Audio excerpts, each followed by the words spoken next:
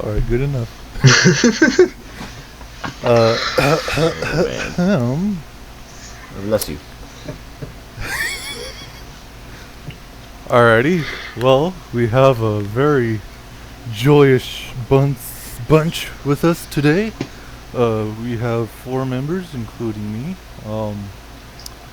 We have Just Trey like in a kid now. Carpenter. Yo. Who are you, Trey? I am a huge fucking Souls nerd who spent the past way too long playing all the goddamn Souls games again. Great. And we have Josiah Campbell Biggs with us. Who are you, Josiah Biggs? They can't get rid of me. They've tried. They've tried not notifying me, and I'm already on Skype. Can you believe it? I can't. Mm-hmm. And we have John Laney with us. Who are you, John Laney? I'm the embodiment of the Black Wolf and still Canadian as far as I know. You almost had us fooled with your fake accent last time. Well, the accent's not fake. This is considered the fake voice. It was a joke, John. You're supposed to run with it. Oh, yeah. Alright, yeah, in one day I just magically stopped being British. That's what happens, when you're Canadian and born in the caves and woods.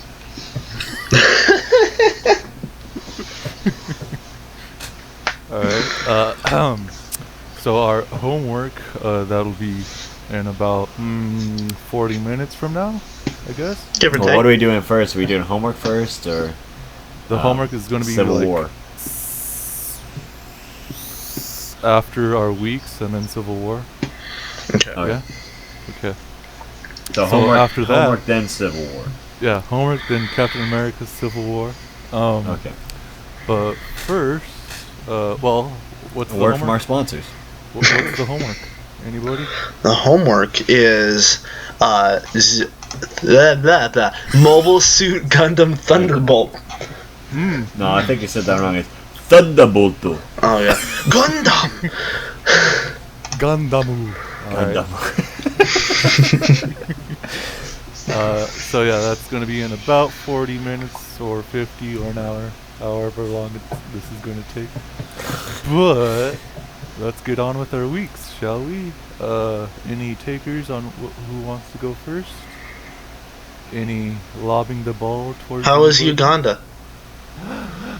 Oh, to me? Oh, okay.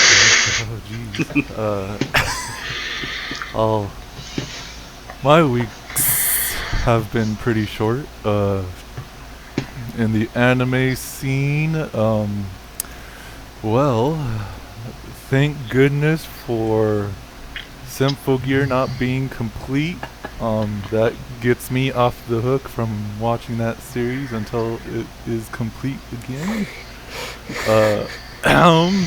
I should have been notified by this news from the person who recommended it, but nope. Other than that, I've gotten back into marathoning at a quick pace, but since the ones that I'm reviewing are all tied, like 3 of them, I have to watch 3 series. I got done with one, and I'm not gonna name it, but it's pretty good until like the last 2 episodes, and then just like completely drops the ball. But other than that, it was a fair series. And I'm watching the second one right now. It's on its way to being completed, and the next series is going to be like a whole entire shebang with freaking 4 reviews for it, because there's 4 series to its own name, including a movie, a live action movie. Ooh boy. Other than that, that's pretty much all that I've seen in anime news. I was at my friend's house the other day, and I made him watch Ping Pong the animation. and that was pretty swell. Like Clockwork loved Orange it. style. Well, he was watching that volleyball one, Haikyuu or something like Yeah. that. Yeah. Like, he was watching that like, oh, do I have a series for you? And then we watched Ping Pong in like 4 hours. And yeah, that was one of the greatest things that we did at his house. Not including basketball stuff, but other than that, yeah, I think that's about it for anime news. Well, not really anime, but cartoon news. I've been watching Gravity Falls. Ooh. Yeah. I watched like the first 5 episodes like a long time ago, and I was like, I'll continue this on another day. It's not, I don't know, it's not agreeing with me right now. But after watching like 5 more episodes, I'm in there. I'm gonna watch this all the way through now, but I have to watch it periodically with other people because they want to watch it too. Other than that, in the gaming news, I've been playing a whole ton of Dark Souls 3. Like last time that you heard from me, I was on my 2nd playthrough, and I think I was like around the end point of finishing it. And now I'm on my 3rd playthrough. And then I quickly looked up on the trophy list of what I need to do for a platinum trophy, and it's pretty much clear to me that this will be the first Dark Souls game that I will try to platinum. Cause It's definitely much easier than the other ones to platinum. Yeah. So it's all 'Cause all I have- PvP from here now, right? Maybe. Yeah. Pretty much, yeah, because the trophies are, you have to get every item, every spell, every pyromancy thing. Yeah. And that includes doing PvP and doing the Covenant Yeah, stuff. because some of them you can only get by ranking up in Covenants. And that's pretty much what you have to do for PvP. But since I'll not have access to internet in a little bit more than like 2 weeks from now, maybe, I'll have to grind it out as fast as I can.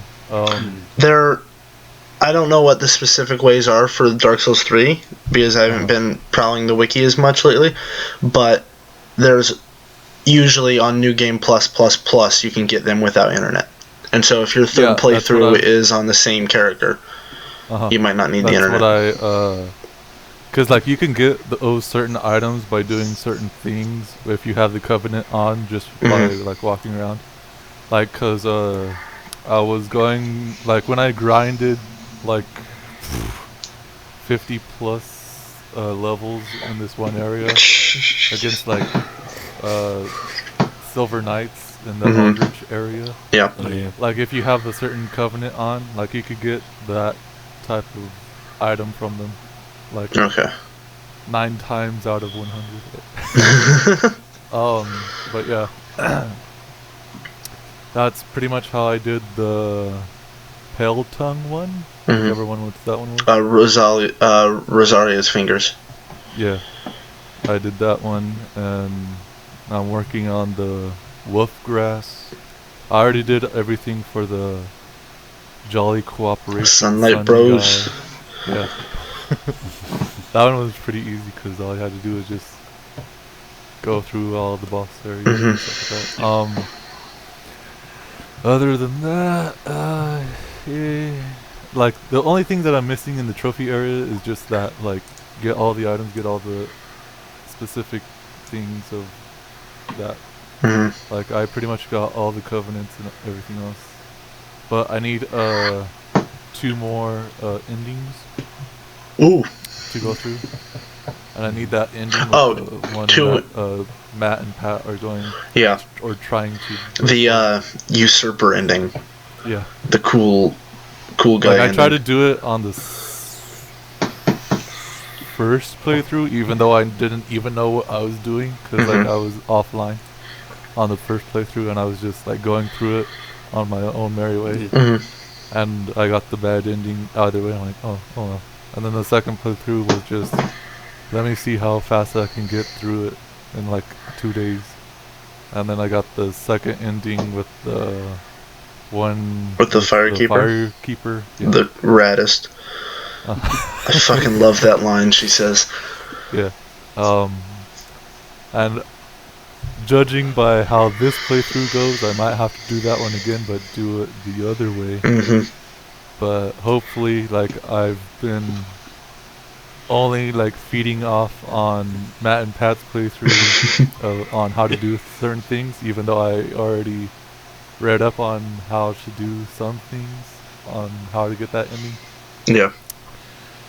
If it ends up being the other way, then oh well, fourth playthrough it'll have to be again. Shucks. Yeah. Yeah. And then other than that, Wild Arms 3 came out on PlayStation 4. Goodness gracious to me. It's a great game. If you like Trigun, play it, get it. If you want, whatever. Very good. That's all I can say about it. You don't really have to know anything about Wild Arms 1 or 2, since it's pretty much like a Final Fantasy series. You don't really have to know anything about the previous games. Mhm. It's pretty much just like, oh, remember these guys over in that time? Oh yeah, they did that thing in this time. Oh, okay. That's pretty much about it. Other than that, nope. Just been playing Dark Souls 3. Oh, and I've been playing more Battlefront for no good reason. Same.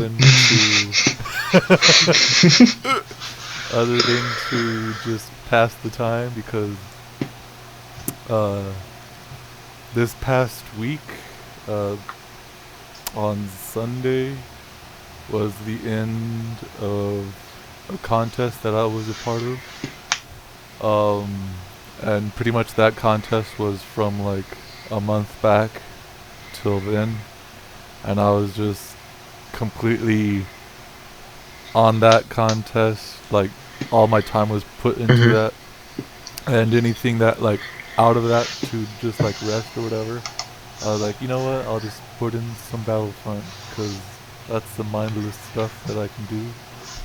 And yeah, it's still a good game, but just not enough content there to satiate me for like more than 2 hours at a time. Yep.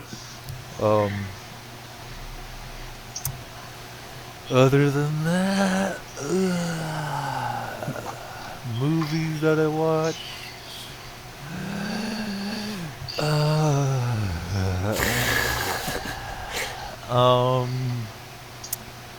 Not too sure if I remember any of them. Oh yeah, I watched Song of the South, that old Oh, Disney the Disney cartoon. thing? 64? The one that was Super racist?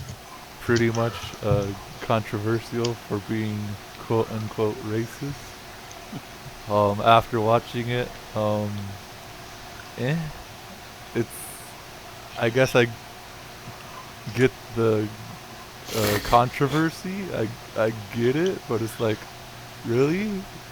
Like, this is the one that is controversial? Okay. Like, cause like, if you watch the movie without knowing that it's controversial, you'll probably come out of it not knowing that it's controversial. Like, Alright. Like, yeah, I've people never hype seen it it. up. I've never seen it. I've just yeah, heard the like, mythos of the movie Disney Yeah. never wants you to see.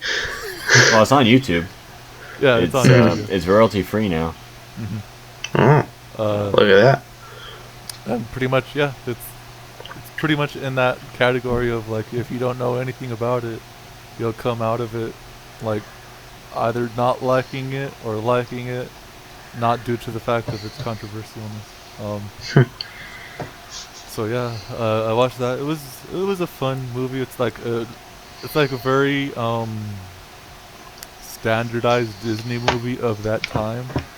Like, a kid that's getting bullied or picked on, and then all of a sudden, this man tells him a story about this bunny, and then all of a sudden, those stories end up being like inspiring the kid to be like stand up for himself, and that's about it. Like, that's pretty much the whole entire thing of this movie.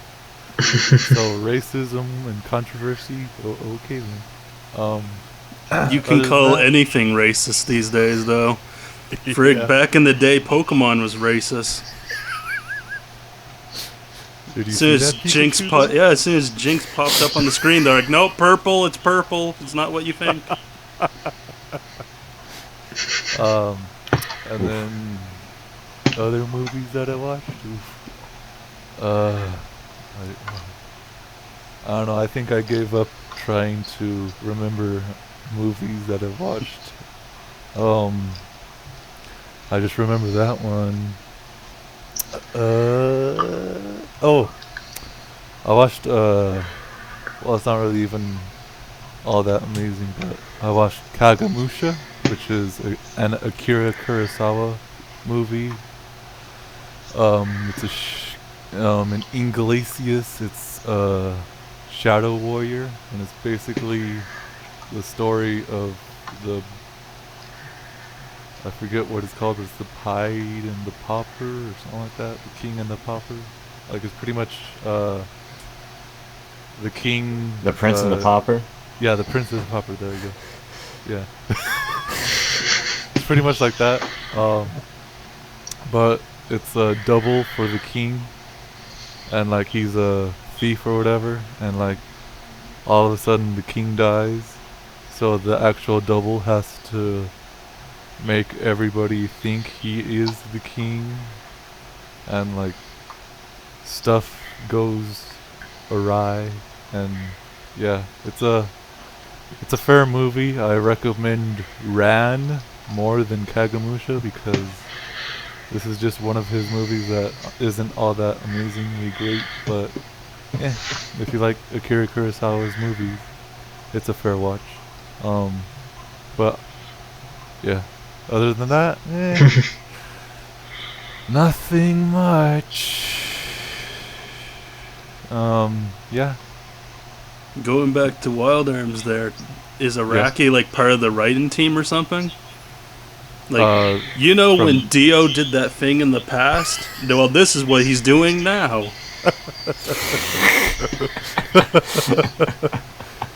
It's pretty much the equivalent to Part 6 and Part 7 of games, and like it's pretty much Part 7 all the way through. But yeah. What about your week, Trey? Okay, I'll briefly touch on Dark Souls because you covered it pretty well, but I spent a fuck ton of time in Dark Souls.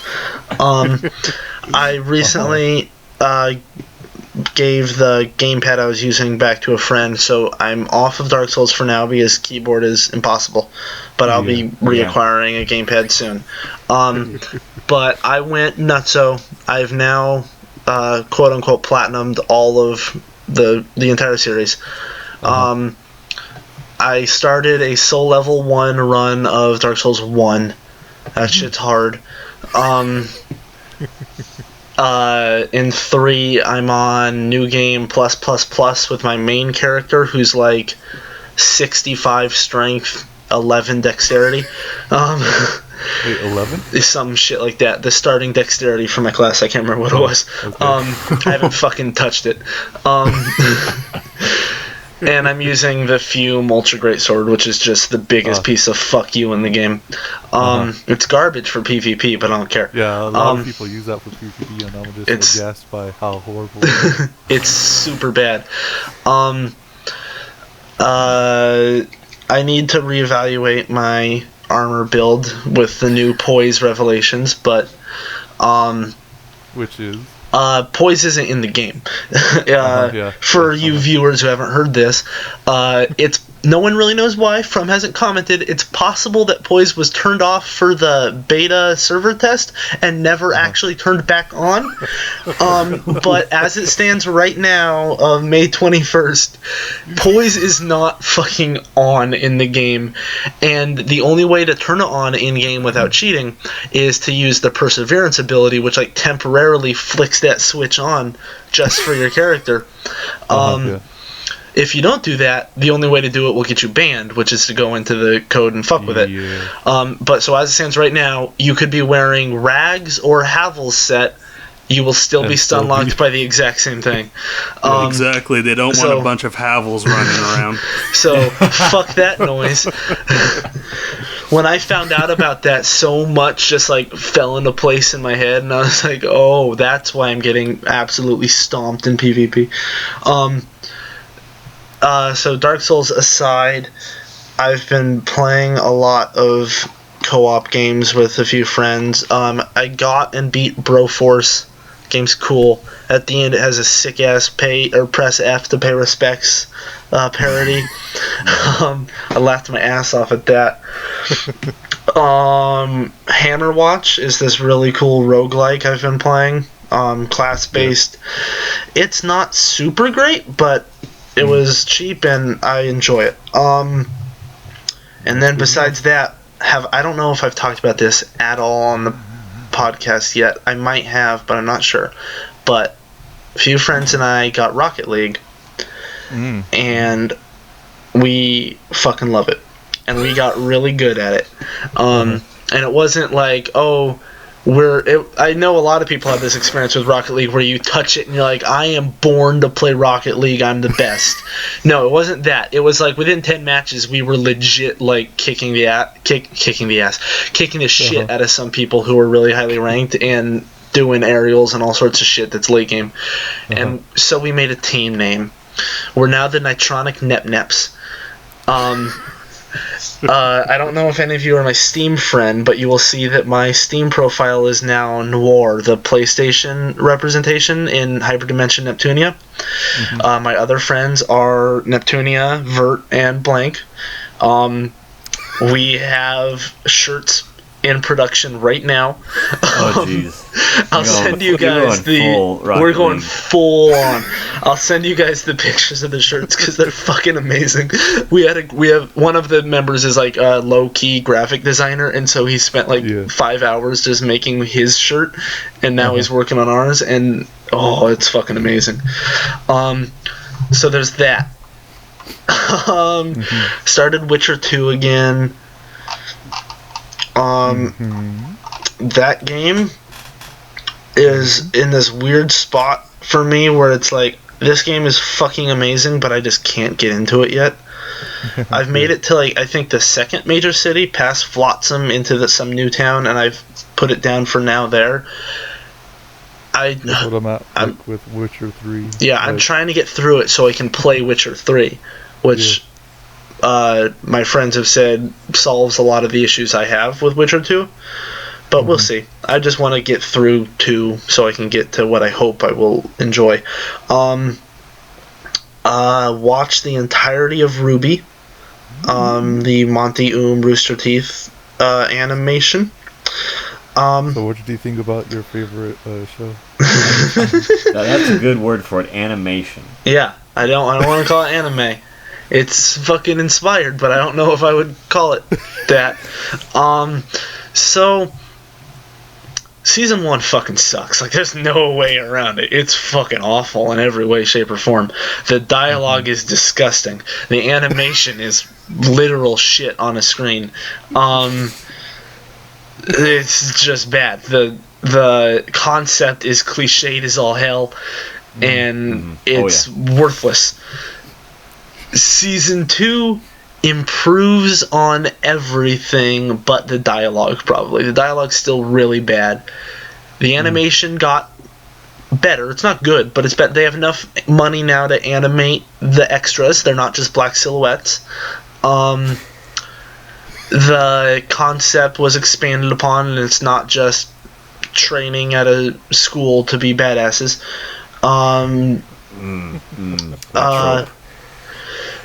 And then season 3 is like worthy of being watched. Season 3 is like, if you could just start there and without, like, if honestly I would recommend it to friends if I could just sit down and give them like a 2-paragraph synopsis of season 2 and say, okay, now just watch season 3 and you'll be fine. Season 3's good, but like, considering the amount of shit you have to wade through to get to it, I don't know if I could ever recommend that show to anyone. If you watch it and you... Because the good thing about it, one of the good things, is that it's like... Season 1 is like 12 episodes, and each episode is like 6 minutes long. So you can blast through it like nobody's fucking business. So that's good. Which is the only way I got to season 3. The only thing in the entire show that is like A-grade quality throughout is the music. It's got some fucking stellar music. I'm trying to think.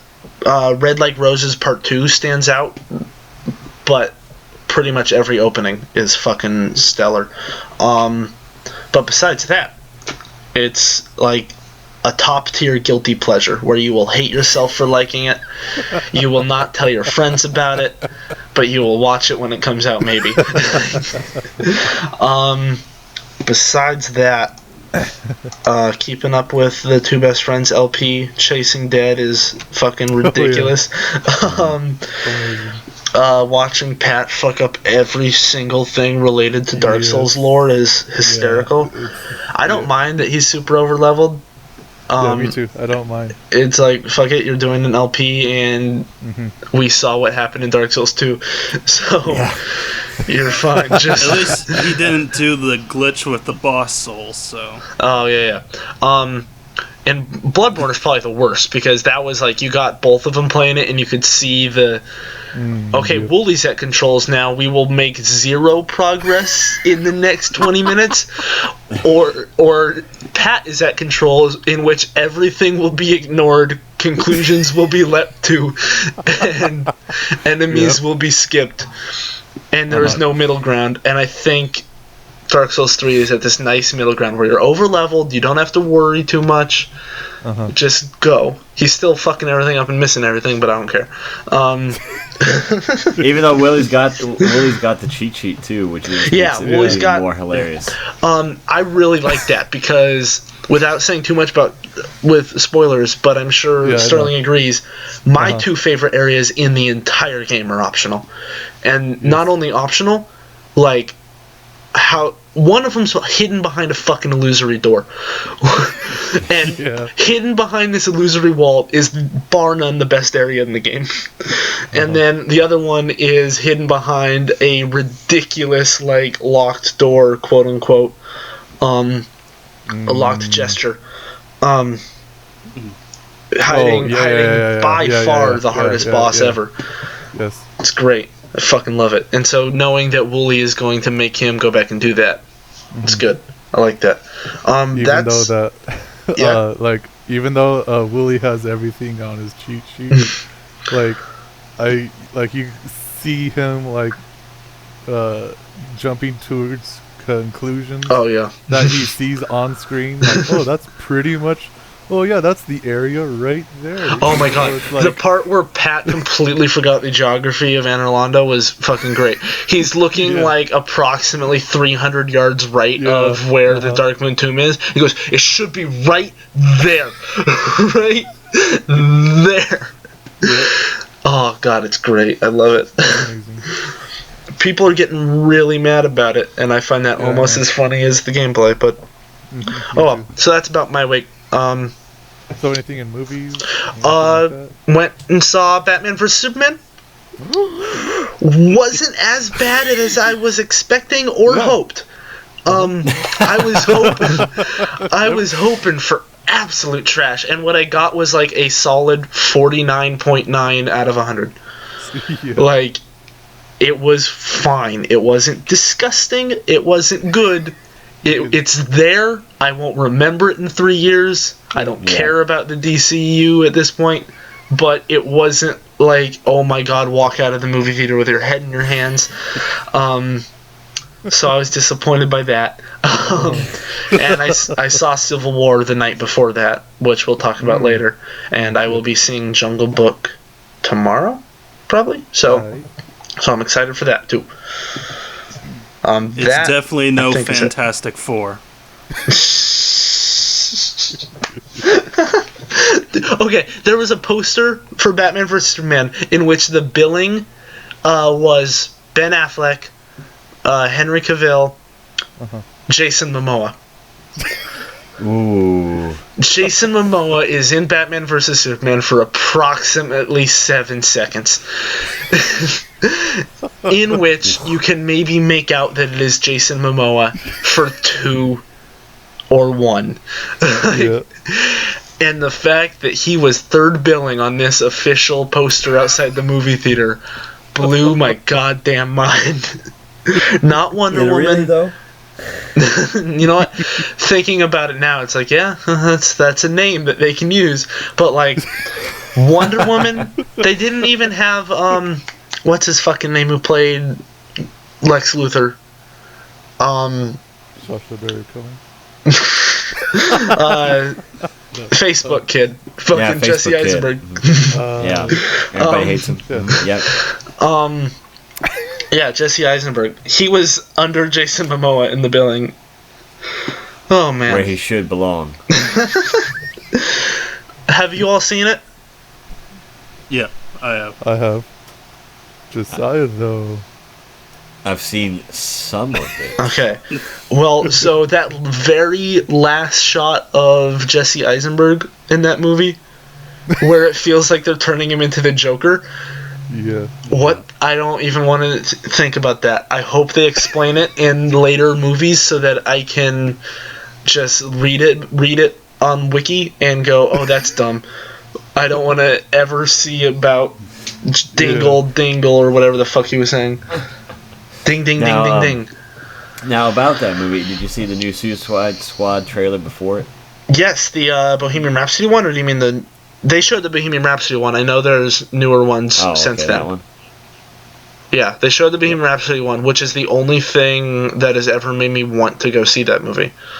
But Yes, that one and the new trailer have actually kind of almost relit the fire in me to actually want to go and watch and enjoy it. Nice. Yeah. Like, it looks like it could be the only good thing DC's done live action since Dark Knight, which would be impressive. We'll see, though. Like, fuck. I can't wait for that spoiler cast where, like, 2 of us think it's the best thing ever, and 2 of us like, man, fuck Suicide Squad. Alright, how about you, Josiah? Oh, man, passing the torch. Okay. So, in our 2-week hiatus, in which last week we did explain my situation on Superman versus Batman, Trey, Mr. I don't listen to my own podcasts. But that aside, I watched a Yu Yu Hakusho twice. Twice? Yeah, all the way through. If you can't tell, I like Yu Yu Hakusho. It is one of those rare old S-rank animes that you just get up inside you like a Have you warm read kitty the manga cat. before? What? Have you read the manga before? I've touched it before. I recommend it immensely. Yeah, I know it's really good. I just haven't had that urge yet to read it. It's on the list though, so it's definitely gonna happen sometime. Yeah. If only Landon Pator would actually get back to the abridged series. Isn't that every abridged series? Pretty much, yes. Yeah. It's like, how do you expect these people to actually keep up with their own abridged series when it's almost as much work as actually dubbing the series originally for English?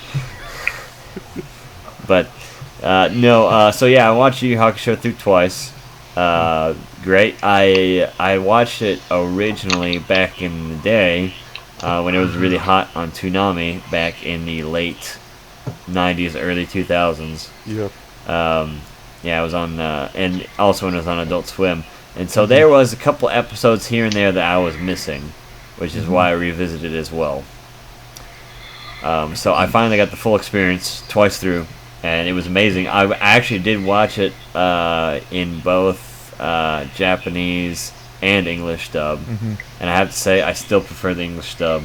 Yeah. It's superb, especially when you turn on the subtitles while I was speaking in English and you see what the actual translation is. It's great. Some of the reworks and I mean you can't beat Kuwabara's iconic voice. You just can't. But that aside, I have been keeping up with my weekly animus, and it's not too much to go over except for Canterbury. We should do that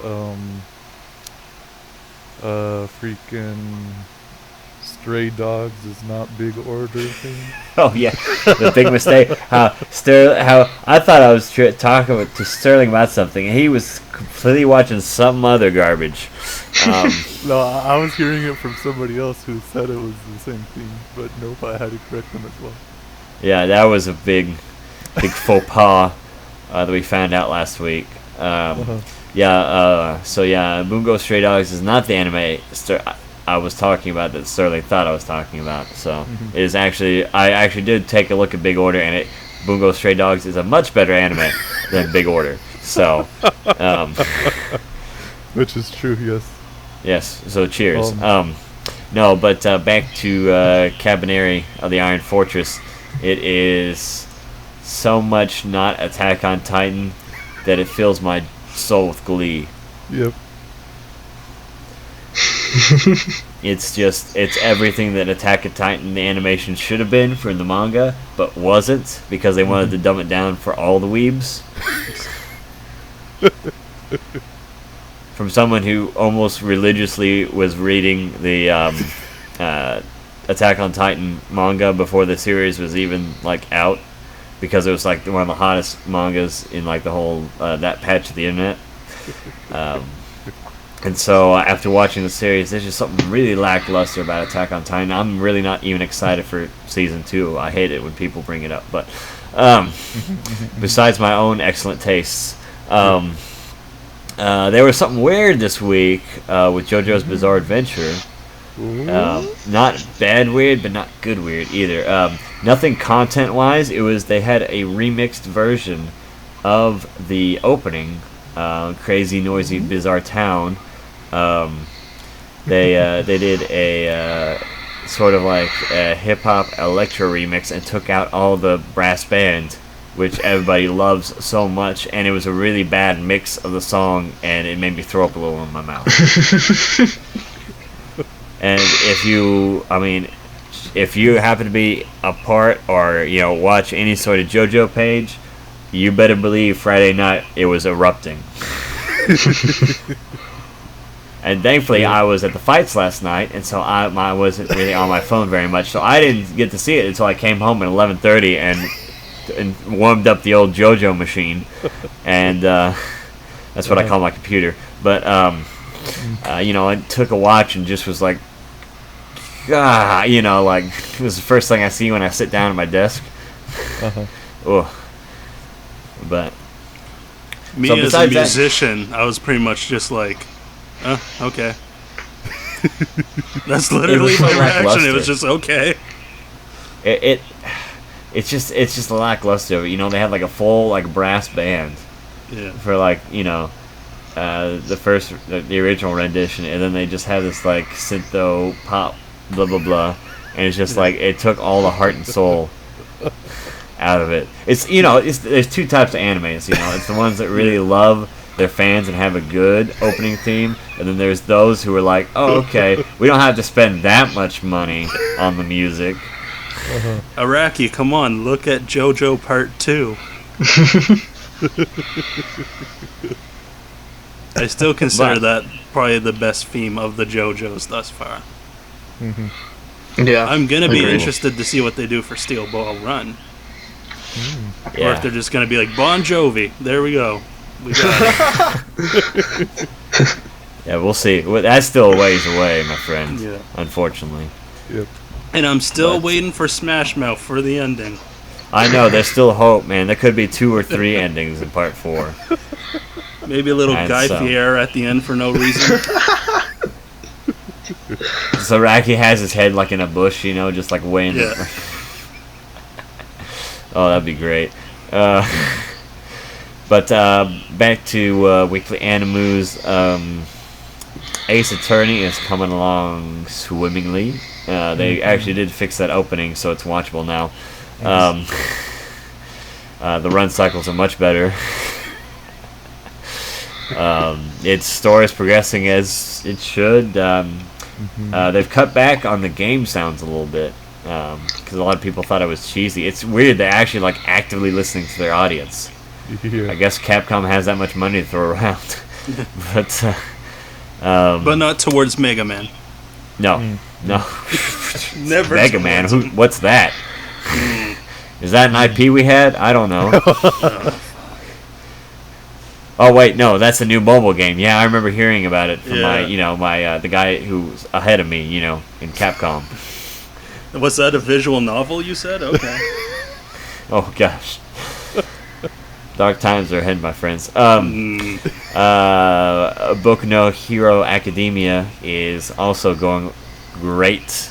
There was a very dynamic scene where our little friend Deku does his first Detroit Smash officially and broke the internet. So I was pretty happy about that. But let's see. And so we're slowly. I think the next part coming up will be the relay race, or the I think it's the relay race or the triathlon or whatever it's called. There will be a giant race that the different classes in the school do to get rankings for the new recruits. And so that'll be fun to watch. I think there may be 1 or 2 other things before we get the first major bad guy battle here. But that should be coming up in the next 10, 15 episodes or so. Just as long as they don't try and stretch it too much. Which they haven't. I'm glad. Let's see here. What else? Dragon Ball Super just finished their tournament arc. And it had an episode basically Goku's sick and he can't control his ki, and so he's instant transmissioning everywhere and he can't fly properly and he face planted into a building and it's funny, and Chi-Chi's really mad at him. And Pam too. We get to see baby Pam's adventures and babysitter Piccolo strutting this stuff. And we actually got to see a little bit of Emperor Pilaf and the gang back again.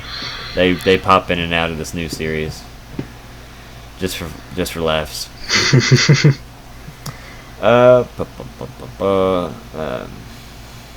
But besides that, Ushio Datora, all I can tell you is read the manga. Oh, really? No, I mean it's the same. It's visually the same.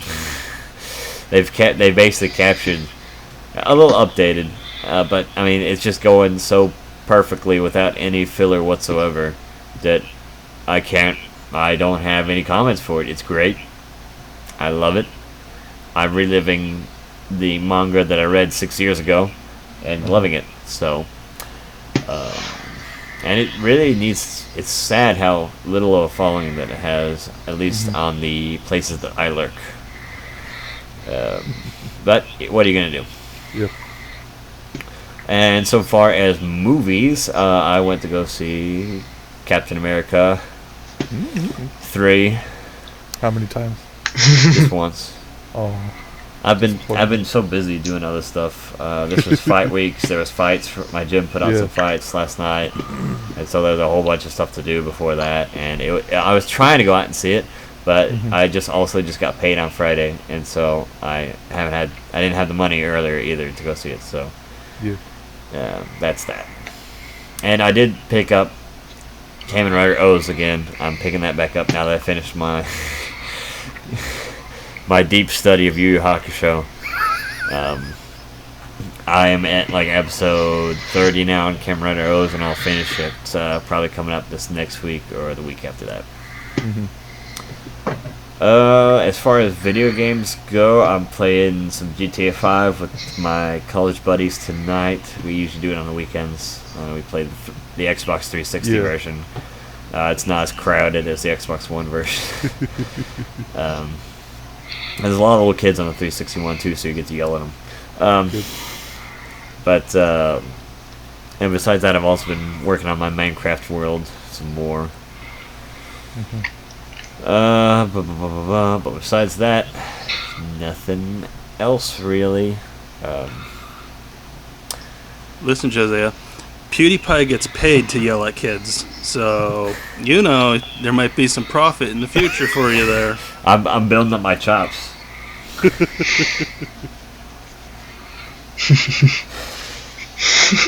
Oh man. But, oh my god. Nope. Hey, John, it's your turn. Take it away. Well, first thing, kind of going back to the Rocket League, I am pleased be excited for their team up with Square Enix to bring Blitzball into the game. Dude. I think you may have mispronounced that. I believe it's called Blitzball. Blitzball. I'd be fucking hype. I don't care. They introduced basketball a few weeks ago. Yeah. And you know what? Mm-hmm. Fuck it. Throw that shit in for free. Throw in a version where the ball sticks to me and call it football. Do it. Just have the cars be able to tackle each other out of the arenas, and you don't need a boost anymore. Any touch just dislodges the ball. You got a fucking game there now. And of course, you don't play as the cars. They automatically do it. You're just like, shoot, maybe, pass, I don't know. Do something. Oh my god. If you got the tightest car over there, well, you're pretty much fucked, so. Let's see, video game wise, I'm pretty sure we're turning this into the Dark Souls podcast. Because I've also been playing Dark Souls 3. Oh, really? Oh, okay. Almost beaten it as Solaire. But, I kind of went on a character making spree. I now have Black Iron Tarkus. I have Ornstein. I have my PvP character Laparka, who's just using shields to bash people. Amazing. Yes. Awesome. That So I'm gonna love it because it's gonna be like, you have been invaded, and then it's just gonna be by Laparka. And my friend made the Pope, so it's gonna be the Pope and Laparka have invaded you. Amazing. Who else? There was a girl from Demon Souls, Dark Witch from Demon Souls. I can't remember her name now. It was like Yarena or something like that. Oh shit! What was I it? made her Something as well. like that. Well, what about her? Oh, I just made her as well. Yeah. I'm probably not gonna do Havel. Because everyone's gonna be making Havel eventually. And you don't get his armor till really late. Yeah, that's true. But I'm at the secret fortress of snakes. Yuria, I think. I think it was just Yuria, which that's... Yeah. Isn't that the name of a Dark Souls 3 NPC too? Yeah, Yuria of Londor. Yeah. Ah, fuck, we got connections now. Yeah, I can't remember if I was actually looking at it, but it's something like that, or Anria, or something along those lines. I can't remember. I just remember I went through, I was like, who the fuck in Dark Souls is a female that's not Maiden in Black that I can use? You mean Demon Souls? Yeah, well, Demon Souls, Dark Souls, I was going through them all. Yeah. And I haven't played Dark Souls 2, it's just I watched all the stuff. Like, I watched Happy Souls today, so... Yeah, me too. Dark Souls 2 is such a weird fucking game. Yeah. It's so like if Demons, Dark, and Dark 3 never existed, Dark Souls 2 would be like my favorite game of all time ever, bar none. And but the thing is, those exist, and now I look at this game like, you worthless piece of shit. If Miyazaki never existed.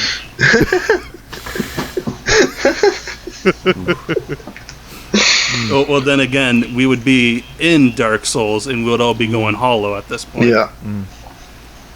So I have that on the run.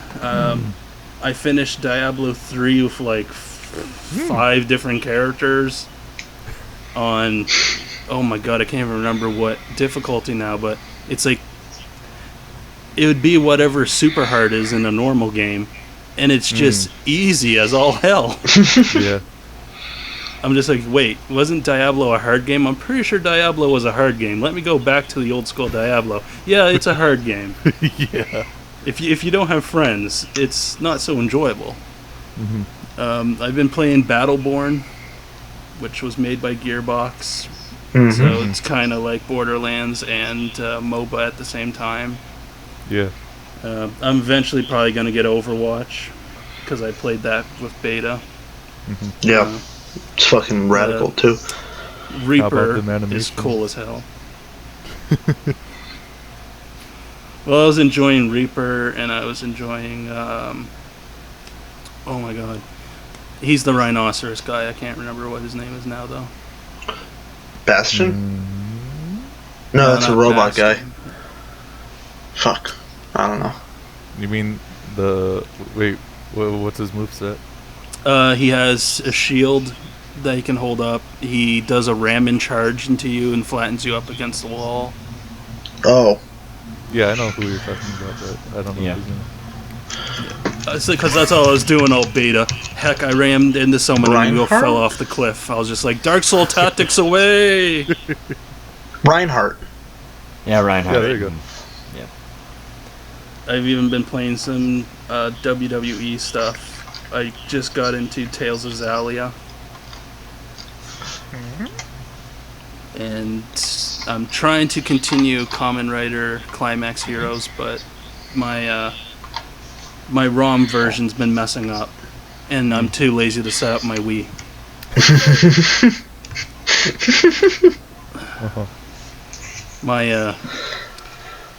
I have like the English one, and then of course, the other one. And it's too much trouble. I just really don't want to. Yeah. I got really pissed when I found that there was a Skylanders version of Kamen Rider. Oh, wow. Yeah. It was just like, hey, you can buy all these Kamen Rider figurines. I was just like, god damn it. I was like, I already bought Skylanders from you. I bought Amiibos. What the hell do you want from me? But now you gotta buy all of them. Yeah. Yo, you gotta buy like the 3 different drives, and you gotta buy the 3 different dimes. They just need your money. Yeah. Maybe the 2 different wizards. Oh, jeez. What are they? As soon as they come out with like Kuga, I'm just gonna be like, oh, of course. Which form do you want the most, Joe? Ultimate form. They'll be like, oh, you want it? Well, Canadian, that's going to be about, I don't know, $180. Yeah. Frig the Kamen Rider games for me in Canada. It's like, you want this? $120. Do it up, champ. Chop, chop. Yeah, and I was looking at the Baron jacket that you're looking at there, Josiah, and that's $118 for me. Jeez Louise. Yeah. So I was like, I don't think I'll even be able to cosplay Shotaro soon. And all I gotta do is buy a fedora, a vest, and be on my way. Woof. Let's see, for anime/show wise, I'm on Gokaiger episode 13. It's either 13 or 14. Yeah. Not even close to ending it. The live action Garo, I'm at episode 8 on it. I've been really enjoying it. It definitely is a more mature version of Kamen Rider, but I can't really compare the two. because they're on two separate planes. They're all about different shit anyway. So Yeah. I don't think they'll be having a crossover anytime soon. I'm on episode 4 of Amazons, Kamen Rider Amazons. I am still behind in that by like 2 or 3 episodes, but that's because each episode is 40 minutes long. JoJo, I'm all caught up on JoJo. I watched that last night. Kamen Rider Ghost, I'm on episode 21 of. Excuse me. That means I'm really behind on that. I watched the Garo anime as well. Holy crap, did I love it. Like episode 1, normally when you start off an anime or something, the first episode is kind of just, here's an introduction. It's slow, but, we're just trying to get you to like the characters. This one's like, no, fuck, action. Here you go, action, let's go, go, go. You want to see the character transformed? Like 3 minutes in, here you go, there he is. Here's the awesome 2.5D badass looking wolf that you wanted to see in the trailer. And the ending, fantastic. Though it kind of does suffer from the whole anime thing of you win by friendship, or you win by the power of love, or in like what's it called, Soul Eater or something, the power of determination or some shit. Oh, it's like the power of courage. And don't watch the anime ending, read the manga ending. It's so much better. There's like half of a show they left out. Don't be like, I believe I can punch him and win. No, there's literally like 4 arcs they left out of that, and like 2 whole different like sides to that story that were left out of that anime. It is completely a different thing if you read the manga. I'd insert Parappa the Rapper there, and you'll just be like, all you gotta do is believe. And it's like, oh, yeah, okay. I started Fairy Tail. I'm on episode 3 of that. Oh, you're pretty deep in then. Yeah. Says the guy who's watched all of Fairy Tail and read all of it. Oh, wait till my next one. The next one's One Piece. Ooh. I'm still only 500 so episodes in the One Piece. Barely? Yeah. Barely into it. And you know what episode One Piece is on, Sterling? 743 or 753? 742 will be this week. Ooh. I don't know. Infinite? 100. It could go 100 years. I'll be dead in a grave, and Luffy still will not find the One Piece. He'll make a bunch of new friends, but I'll never see him. And finally, I forgot to mention this in the game section, but it kind of led to both. I finished the new Naruto game. The Ultimate whatever it is? Yeah, the new Ultimate Ninja. Which had, of course, a bunch of spoilers, because the last episode I ended on was Sasuke just formed his new team. And I can't believe I'm saying this. Sasuke redeemed himself to me. And I never thought he would. I thought he was going to be the Michi of anime, where I would hate him until I die. But nope, Sasuke somehow redeems himself. So, as much as I don't want to say it, I'm back in. But the difference between me and the best friends are, I know what episodes are filler. I know what episodes to skip. Oh my god. I'll watch the main fights in that and be back in. Yeah, and just wait. Boruto starts this next month. The manga serialization. Listen, they could have gone with Boruto, or we could have had something really bad. We could have had a Konohamaru series, so thank your lucky stars we didn't get that. Wait till you see Konohamaru at the end of Shippuden, and then tell me those words. Please, Aruka Sensei is obviously the top tier. Yeah, as movies, I've only seen one movie, and that's Civil War. So that, and other than that, I've had a really busy week. I can't exactly explain what the hell I've been doing because the authorities are still after you. Yeah, the WWE authority is, just knocking at my door. Triple H has the sledgehammer and everything. Oh, it's a big mess. Nah, it's just a bunch of stuff that's going on with a few friends of mine. But hey, I make a little bit of money off it, so. And I've been drawing some, that's it. That's how my busy ass weeks have been going. Alright, so you done? Yeah. All right. I've drawn on long enough.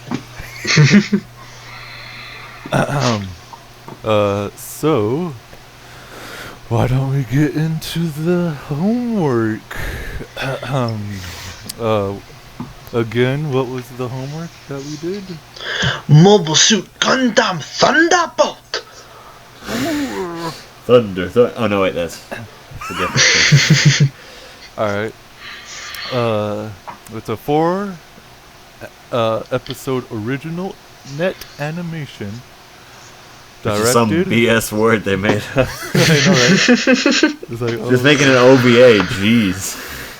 Directed and written by Ko Matsuo, best known for working on Mobile Suit Gundam 00, best series ever. Mobile Suit Gundam Seed, completely the opposite of the. Yeah, ain't that the truth? Card Captor Sakura, Ergo Proxy, Gintama, Kids on the Slope, Berserk the Golden Age arc movies, Master Keaton, Natsuyuki Rendezvous, Perfect Blue, Record of Lotus War, Trigun, and Zoids, just to name a few. And in the future, Mazinger Z.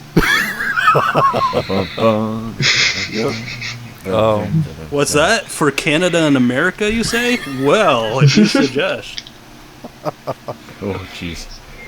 No, wait, dub would be shit. So, before going into anything, what is it about? What's it about? Other than jazz music? Well, I believe the official synopsis is deep within the ruins of Side 4 hides a Zaku 2.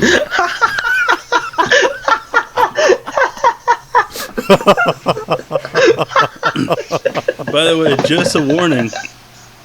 Some of the jokes that might be made might go over my head. Because I only know one thing about Gundam. It had a meme about shining fingers. No, John, that was for a discussion pre you getting on the Skype call. Sorry about that, but I just had to do it. It was fucking good. I'm just going to tell you now that my info that I know of Gundam, very slim. I know who Def Scythe is because a friend's obsessed with that Gundam. And I know Shining Finger. That's it.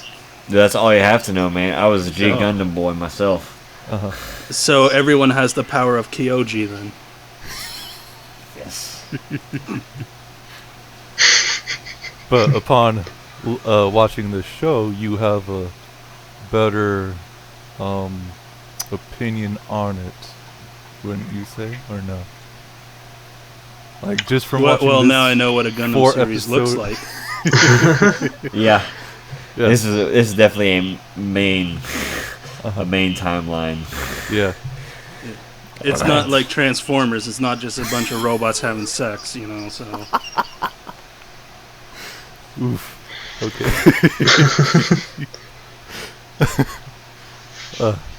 So again, what is it about? Well, basically, it's about free jazz versus 40s and 50s pop and blues. Yeah. That's all you gotta know. And free jazz always wins. Alright, so yeah, it's about jazz versus pop. Now on a Civil War. No, okay, we have our two sides to the nickel here. We have Daryl Lorenz and was it Io or Lo Fleming? Io Fleming. Basically, a very extreme trope of the Gundam series of showing both sides as being extremely human, quote unquote. It blurs the lines between the morality of both sides. Basically, it shows Gundam was pretty much made because the creator wanted to show, I guess, the atrocities of war itself and how humans on both sides are affected. And basically that goes on throughout like the entire series with some spin-offs here and there just being cool and fun, like G Gundam and Seed, of course. Or Superior's Defenders. Oh, you remember that one, Sterling? Yeah, I do. All that CGI. Oh boy. You know, that's the first series that I actually got into for Gundam. That was the second one. Like, that was the only other one besides G Gundam I watched all the way through. Yeah.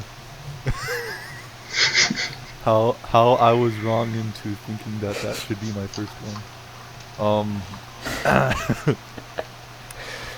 But anyways, basically it's exactly that. Two sides fighting for their own ideals, but then come to the realization that maybe fighting shouldn't be all that great. But yeah, so are you Team Cap or Team Iron? Well, Trey, did you watch more than one episode? Yeah, Civil War is great. No, so I was just drawing a parallel there, Sterling. You see, okay. For the viewers' information, I did only see one episode of Thunderbolt because the wiki is full of shit. Yes, it is. The Gundam wiki, not the regular Wikipedia. Not Wikipedia.net, which is full of different kinds of shit. The Gundam wiki just lies. Yep. Yeah, they're terrible at updating anything on that. When the Gundam Build Fighters was out, like freaking only 3 episodes came out, and I was already on the 2nd season. I was like, what? Okay. But you can tell they're diehard fans. Yes, they are. So, what did you think about it? Just Well, I really liked it. Animation was great. I liked the parallel between how they draw the characters between the first 2 episodes and the second 2 episodes, in which they showed you, oh, it's this guy, you know, and sort of his perspective, and you're like, oh, okay, I can relate to this guy. Yeah, I like jazz. And then the other guy's just like, wow, this guy has a shit life. And then you're like, wow, we should probably mercy kill these guys. They're not wrong for what they're fighting for, but they're doing it the wrong way, and they're yeah. And then they're like, the Suicide Pact was like, that was great. That was a great, like, that scene with the sword. Through the hole. That was amazing. I was like, this is gonna be bad, like, because it's always those sort of things are done really badly, where they think up the idea to do that sort of scene and don't know how to end it, and then they ended it. It was great. What about you, John? What did you think about it? Just it was good. Let's see, the teams you had to pick were Team Roman Reigns or Team John Cena. Whoever wins, we lose. But yeah, it was a fun watch. Lots of action. It was cool. It was smooth jazz versus K-pop. Who will win the dominant of the universe for music?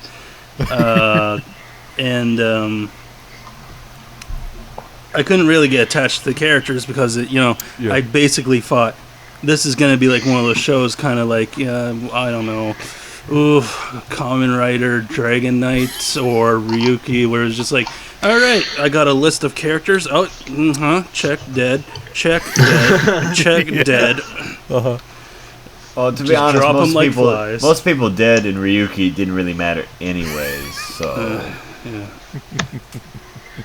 Well, I mean, they could matter to a point. I mean, it's like, in Yu-Gi-Oh! If you killed off Bakuran, you're like, he didn't really matter. Well, I don't think no one's missing Crab Guy. Maybe I missed Cobra. Think about that? I did. Yeah, probably because I didn't see it yet. Wow. No, I just know the characters through the fighting game. Oh. But I know that's a series where it's just like, yeah, you like this character, dead. Like this character, dead. Like this character, dead. That happens in like the last 13 episodes. Like that's when all the good characters start dying off. All the other ones are a whole bunch of like, I'm here for this day. No, I'm dead. Or hey, I'm trying to kill you and I forced you in this terrible situation. Oh no, you overpowered me. I'm dead. I don't even pick characters of animes I like anymore, because anytime I pick one, it's like, yeah, they're dead. It's like One Piece. I picked one character that I was like, oh yeah, he's too cool. He's not gonna right. That's right. If they're cool, they're dead. Oh, yeah, but he brought one back to life though. He did bring one back to life. If he was dead in the first place. Spoilers. Hey, I didn't say who was or who wasn't. We'll talk about this later. Back to Thunderbolt. No, like I said, I have minimum knowledge of the Gundam. So, for me, picking the side, I know through what the best friends talked about on that. It's like, there tends to be one side that's team, like, USA, God bless America, goddamn Eagles, Patriots, motherfucker, like Earth Savers or whatever, and then there's the space Nazi Hitlers out there. So no. See, the two sides, John, is I'm dating my superior officer who has a deep-seated heroin addiction. And the other side is I saw my new girlfriend's boyfriend get killed right before my eyes, and I sat there like a clod. Yeah. Well, time the bone. It's bone o'clock. Let's go. That last scene's on episode 4, man, with like the the glamour vision, man. Those are great. All I can say is like people who are willing to sacrifice their limbs so they can pilot a robot. Pretty hardcore. You've got nothing going for you. Yeah. Well, it's either you're hardcore or you've given up on life. It's one of the two. Yeah, but unfortunately, his girlfriend went the way of Casca. Yeah. And went full PTSD. Yep. Well, from what I gained off of it, since I pretty much know a whole lot of stuff from Gundam, like pretty much, this is one of those animation series, whatever you want to call it, that perfectly shows what the creator wanted or envisioned for his,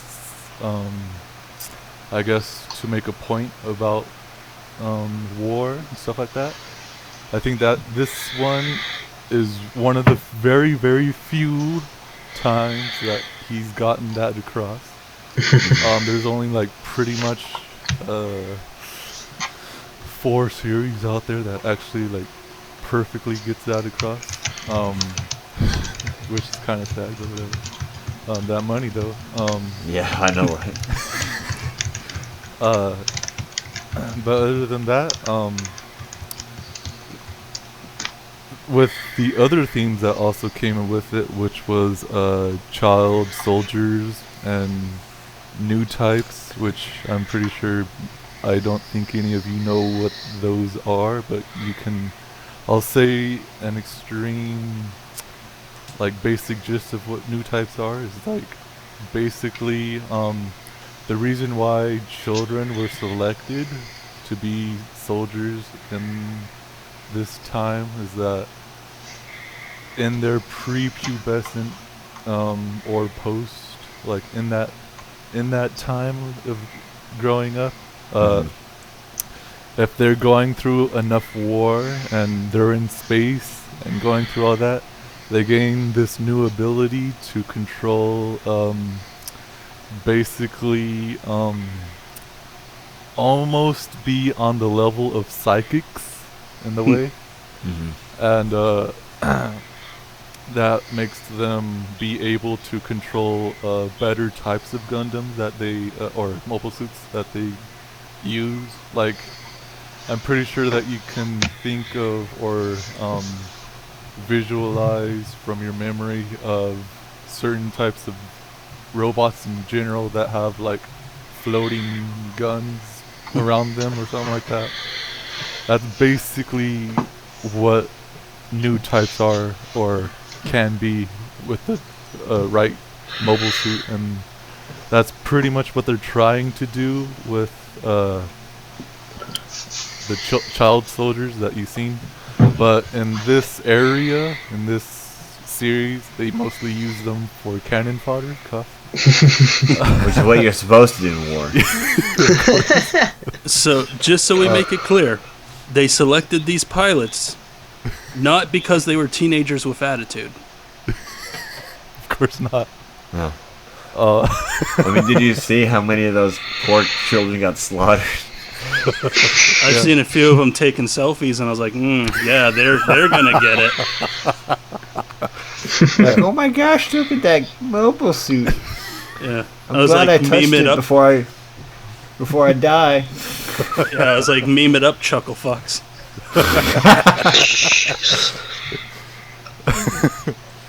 But yeah, basically, around this timeline is exactly when the first series ever from Mobile Suit is adjusted towards, like in the 79 era, which is very amazing because pretty much the two mobile suits and Gundams that are my favorite are in this particular series, which is the original, but this time he's full armor Gundam. Oh my gosh. And then the other one is a Camphor type Gundam, but it's a Psycho Zaku. Well, Camphor mobile suit, because Gundam and mobile suit are two different things. I keep getting that wrong, but whatever. But anyway, if I had to pick a number to grade this, I'd pick a 9 out of 10. But if I was just being non-objective and being a fan, it's pretty much a 10 out of 10 for me. But getting off of that subject, 9 out of 10 it has to be. What do you give it, John? If you had to pick a number or anything. 8 teenagers with attitude, dead, lifeless bodies floating in space out of 10. What about you, Josiah? Well, I definitely agree. It's 9 out of 10. I don't think there's everything was basically amazing from like a production standpoint to voice acting to even the emotions that they showed on their faces. It was like it was great. It looked like it was some of the similar team from the Hellsing Ultimate because the animation looks similar. But and I love that style of animation. But no, everything was great. The story was consistent. It was enough for a supreme Gundam Superior Defenders fan like me to catch up and realize what I've been missing all this time after watching the only real series in Gundam. But no, even from someone who hasn't actually experienced that much Gundam except for just osmosis from other people, I was able to easily enjoy it, understand all the major plot points, and just get fully immersed. It's been a while since I had an anime that actually immersed you and didn't break it every 2 episodes. Oh, is this an anime? Oh, is this what people in anime do? Oh. Is this real life? Am I really here? Hey, you might be able to count mine as a 9 out of 10 as well, just because one of the reasons why I missed the point is I wanted extremely cheesy lines at points. Because other than the shining finger, which of course you meme it up, and people say that it's great voice acting, people say it's horrible voice acting. To me, it was hilarious voice acting. So it's not good or bad. It's just me being like, yes, that's actually how I wanted it to sound. Other than that experience, and me only knowing about Def Scythe because of that friend, the only other thing I knew about Gundam was I turned to what we had, YTV, which I guess would be your guys' Toonami or whatever. Cartoon Network. Yeah. No, we actually had YTV for a while on my cable provider. I can't believe Carlos is still fucking there. Oh my god. I just flipped. There was a Gundam series going on. I saw 2 things. Gundam's getting pierced by a giant beam. I said, oh, that's super cool. I flipped back to it later. There's some dude with angel wings flying some girl up at some cliff, and I was just like, oh, is that what Gundam actually is? Yeah. Oh, so those are my experiences with Gundam. So I was expecting something cheesy or, cheesy lines coming out. Yeah. So, I don't know. I guess I expect Gundam to be a little cheesy sometimes. Which some of them kind of are. But not SD, definitely. right? SDs are serious. SD is the most serious series that you'll ever come across. I know, it's the most gashapon of them all. Like, if you laugh during, that means You're a terrible human being. You're a terrible person, and you should never procreate. And don't try those SD pachinko machines. Get a free mini Gundam inside. Oh my god. So, Trey. Yeah. Even though you only watched 1 episode, what could you glean off of it? Well, objectively, the animation was on point. Yep.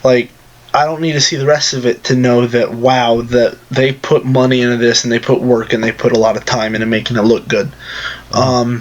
The voice acting was stellar. I watched the sub. I'm not sure if all of you did as well. Only the sub. Okay, good. There's probably going to be a dub.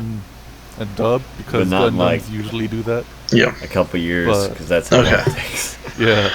If not, we could dub it.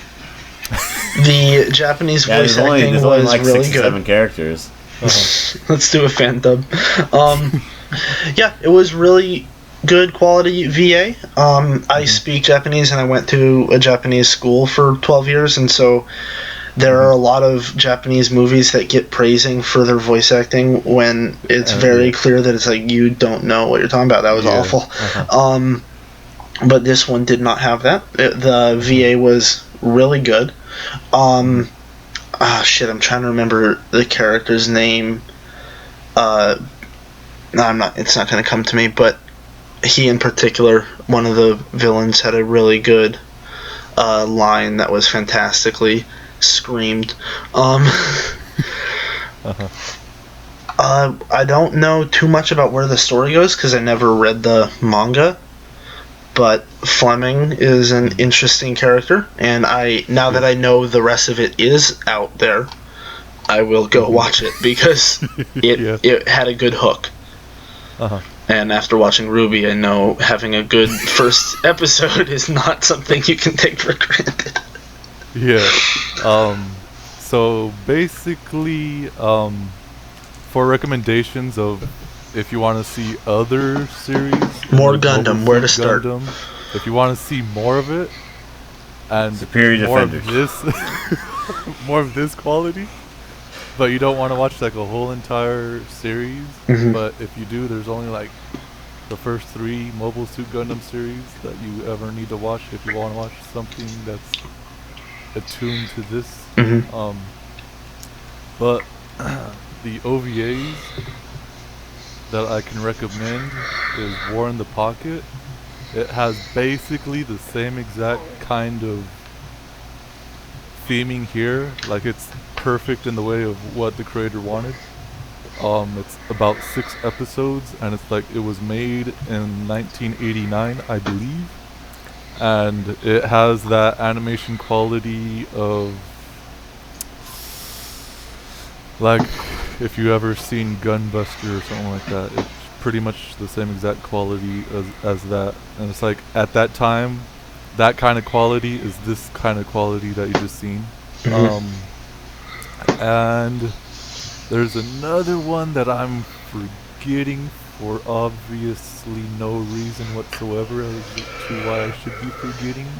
And I'm using big, huge words so I can make the time go by what this series is called, because for the life of me I cannot remember. It's basically a Romeo and Juliet kind of story, but it's not extremely tropey, but it might be for some. It's Seed, isn't it? Oh, it's the 08 MS team. It's an OVA in 1995, made by the person who did Golden Boy for some reason. Okay. Yeah. It has that same kind of quality of animation, but this is basically in the same kind of quality that is right now that you've seen, but like 90s animation, and it's like pristine and clean. And then that's pretty much about it. Like, if you want to go more into it, there's a whole lot. Like, I've barely, well, not really barely, but I've seen like 20 series, like main series, and like I can tell you that like you're probably just going to scratch the surface of it if you're going to go into it like that. But basically, yeah. Anything else that I want to talk about? What about the Gundams for us people who torture ourselves, like with Card Fight Vanguard? And I would suggest Superior Defenders.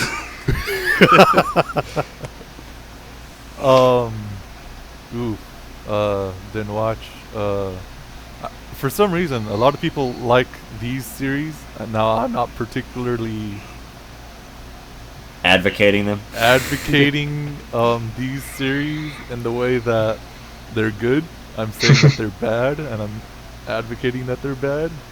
But if you ever want to watch these 3 series that I can recommend, which of course is Seed, Victory Gundam, and Turn A. Okay, someone's gonna have to slightly explain in less than I don't know, an hour of why Seed's a horrible Gundam. Now, when I objectively, Seed is one of the more alright ones out of the 3 that I just said.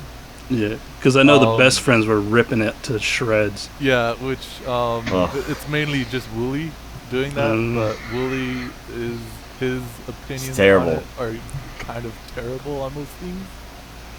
But it's just mostly towards him not liking a certain trope, and that's fine. And that trope is in there like a whole lot, which that's if you can get if you don't really mind a trope of teen angst, then it's a fine. Oh, I thought it was gonna be the just talk to each other trope, which I can't stand that one. It's I can take it little phases. It's to the point of, hey, why don't we get together and not work our hardest and not kill Gundams as we clearly destroy their Gundams.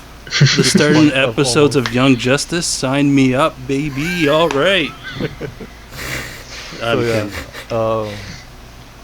And then Victory Gundam is pretty much, hey, do you like characters dying off for particularly no reason? Okay. That's So Obviously, with basically- the characters I choose. no, these are characters that are like, hey, I'm going to die in 2 scenes after this. Welcome. Mm. Like that. Like, extremely like that. So it's just And like then- Game of Thrones. And Just then turn- hello, head blows up. And then turn A, which are a lot of people's favorites for reasons that I can see, but I'm just like, no, I don't want none of that. Turn A is more of a, hey, what if all these series before this were all interconnected, even the dumb spin-off ones? Oh yeah. Oh, What that's if a they great were idea. All connected.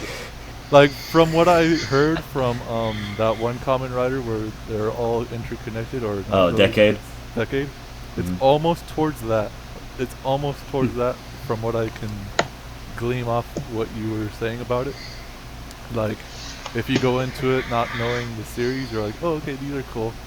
But if you know the series, they are like extremely, like, wow, you went with these choices? Wow, okay then. Yeah. But other than that, like, it's kind of like that, but then all of a sudden the main character is one of the worst characters of all time. Being an extreme pacifist, which most of the main characters are, but this one goes to the point of, hey, Veganism. I'm not gonna save these my friends because I'm too much of a pacifist to do anything. Oh God, it's Gantz. Okay. Oh, there are some moments like that in Gantz. Uh-huh. Oh, but then at the Uh, end it gets good. Yeah, that's pretty much about it. Other than that, And just That's in all it- case, for the people who actually, listen and watch and all that, uh-huh. I wasn't calling Cardfight Vanguard bad. I was calling the main character bad, but only in the sense that he's anti-Yugi. Yugi never loses a match except for the odd one or two that he kind of, purposely loses. Or he has to, or else he's a Mary Jane. Yeah. When the main character of Cardfight Vanguard maybe wins 2 matches within the entire first season. That's a little bit too Wait, real wait, for my wait. anime. Which one was that other one that was at the same time of Yukio? Was it Dungeon Master or something like that? Oh, fuck. No, it was. Yeah, give me 1 second here. It was. Because that one, like, he Duel lo- Masters. Yeah, Duel Masters. Mhm. He loses like a lot of card battles. for That's why it was so terrible. particular- The card game was actually really fun Yeah, and a it little was. less complimented than Yu-Gi-Oh! Because they didn't have so many like cards they made and then regretted and then banned. Yeah. Uh-huh. But no, I remember playing. I played that in like middle school for like the month that it was popular and was on TV. Yeah. Yeah. And if you play the video game, you almost have to purposely make yourself lose in order to lose that game. Like, you have to leave your controller down on the ground, leave, have a beer or something, a couple of cookies, watch 2 episodes on Netflix or something, come back and be like, I'm almost dead. Okay, almost all my shields are gone. All right, come on. We're almost there. Uh-huh. Like, it's almost that bad. I've never lost a match in that game. Uh-huh. Maybe you're just that good, John. Jeez. You're just that Oh, good. so good at Duel Masters. Mm. You got to hard to the cards. It's like No, the the funny thing Pokemon is- championships. I'll go far. Is that they called like the card game in Yu-Gi-Oh! Duel Monsters. Yeah. And then their Duel Masters, the card game they played was called Duel Monsters. And then when they released it, it was actually Duel Masters, Duel Monsters. Mm. I'm So- sure at some point, Pocket Monsters were actually called Digimon. Well, no, it was just really funny because actually in the show, Yu-Gi-Oh! The card game was Yeah. called Duel Monsters, and then there was another card game actually called Duel Monsters in and outside of the show. And then we had them on motorbikes. Then we had ones what with was it, scouters. Bakugan, Mm. Rumblers or whatever. That I it's like like Bakugan. sell these toys. I didn't buy That the was Bakugan terrible. toys. Alrighty. So, Mobile Suit Gundam Thunderbolt. Go watch it. From all of us, Yeah. is it recommendable? Recommendable. Yeah. It's Highly recommendable. It's 100% recommendable from me. So with that out of the way, how about that Ant-Man movie? Oh my god. Ant-Man 3, man. Okay, This so time more ants. Sterling, I have a question for you. Yes. If I wanted to be a huge shitbag, would I be on Team Cap or Team Iron Man? Ooh, Iron Man. Oh, go fuck yourself. Oh my god. Okay, so real quick. Do you live in America, Sterling? Because I don't think you live in America. Real quick. Sterling, you seem to be Team Cap. Yeah, I am. Josiah? Oh yeah, all the way. I am Team Iron Man, but in this movie, there is a very good point that Cap makes, but I feel like the better response would have been negotiate that point out and then be done with it. Uh-huh. How about you? Me, I'm show me the money and make me the Iron Spider. Yeah. Okay. Quick thoughts. Team Alcoholic. Team PTSD. Yeah. Okay. The one thing Cap brought up that I was like, okay, that's a totally 100% valid point, is the fact that the UN would have to get together, meet, have a discussion, and then vote on whether the Avengers could then go and operate. And that's too long of a time. Weeks. That's that takes too like long. 2 weeks. Like, fuck that. No. But the response, in my opinion, should have been, okay, Mr. President or whoever, how about you let us go do the thing while you guys are deliberating, and then if you decide we shouldn't be doing the thing, we'll stop doing the thing. Would be a much better solution. I don't know about that. I'm sorry, the UN can't even do its regular job. Maybe if they're under one country, or had some sort of diplomatic immunity, or had like a small council that they reported to, but still, being ruled by politicians isn't a good thing when you're a superhero in any way, shape, or form. This movie's set up for it. They went with the all of these deaths are caused by the Avengers, which has a big glaring flaw of no, they fucking weren't. Mm-hmm. The comic book set up Tony Stark as much more of a villain, but in that scenario, I agree much more with Tony Stark. Yeah. Where there are so fucking many of you, and so many of you suck that you're blowing up elementary schools. And that setup I like a lot more. It's one of the problems I have with this movie. Yeah, I don't think they went so far to being like it wasn't definite of the answers in both sides because of the results, but because of the comics and stuff like that. Because in the comics, I know that from the elementary school fiasco, quote unquote. Yeah, there's extreme okay, no, this is a problem right now. In the movie, they're oh yeah, remember all these things that almost didn't really actually happen? Oh yeah. Yeah, remember? No, they actually happened. Remember 7 years ago when you did you by any chance see the death count they had for Avengers 1? An actual death. Yeah, when they were showing the Avengers sitting down at the table, and they were showing them the video. And it's back in New York, the New York incident. They had a death count in the top right corner. It was 88.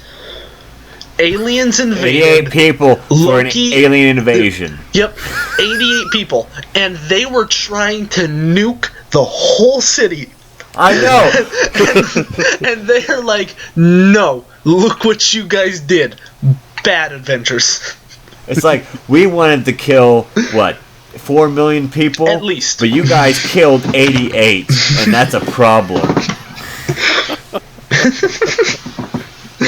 In a very small way, I wish that both the DC Universe world and Marvel were kind of connected, just so they could go, yeah, but that's still less than Superman.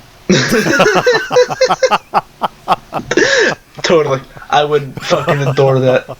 Plus, if I was Tony Stark and they had that whole thing with the UN, I'd just drop like a quarter or something, because it's less than a goddamn penny to me, and I'd say, there's a coin, use it. You have two choices. If you don't flip that goddamn coin, I'm making the decision myself, and I'm going.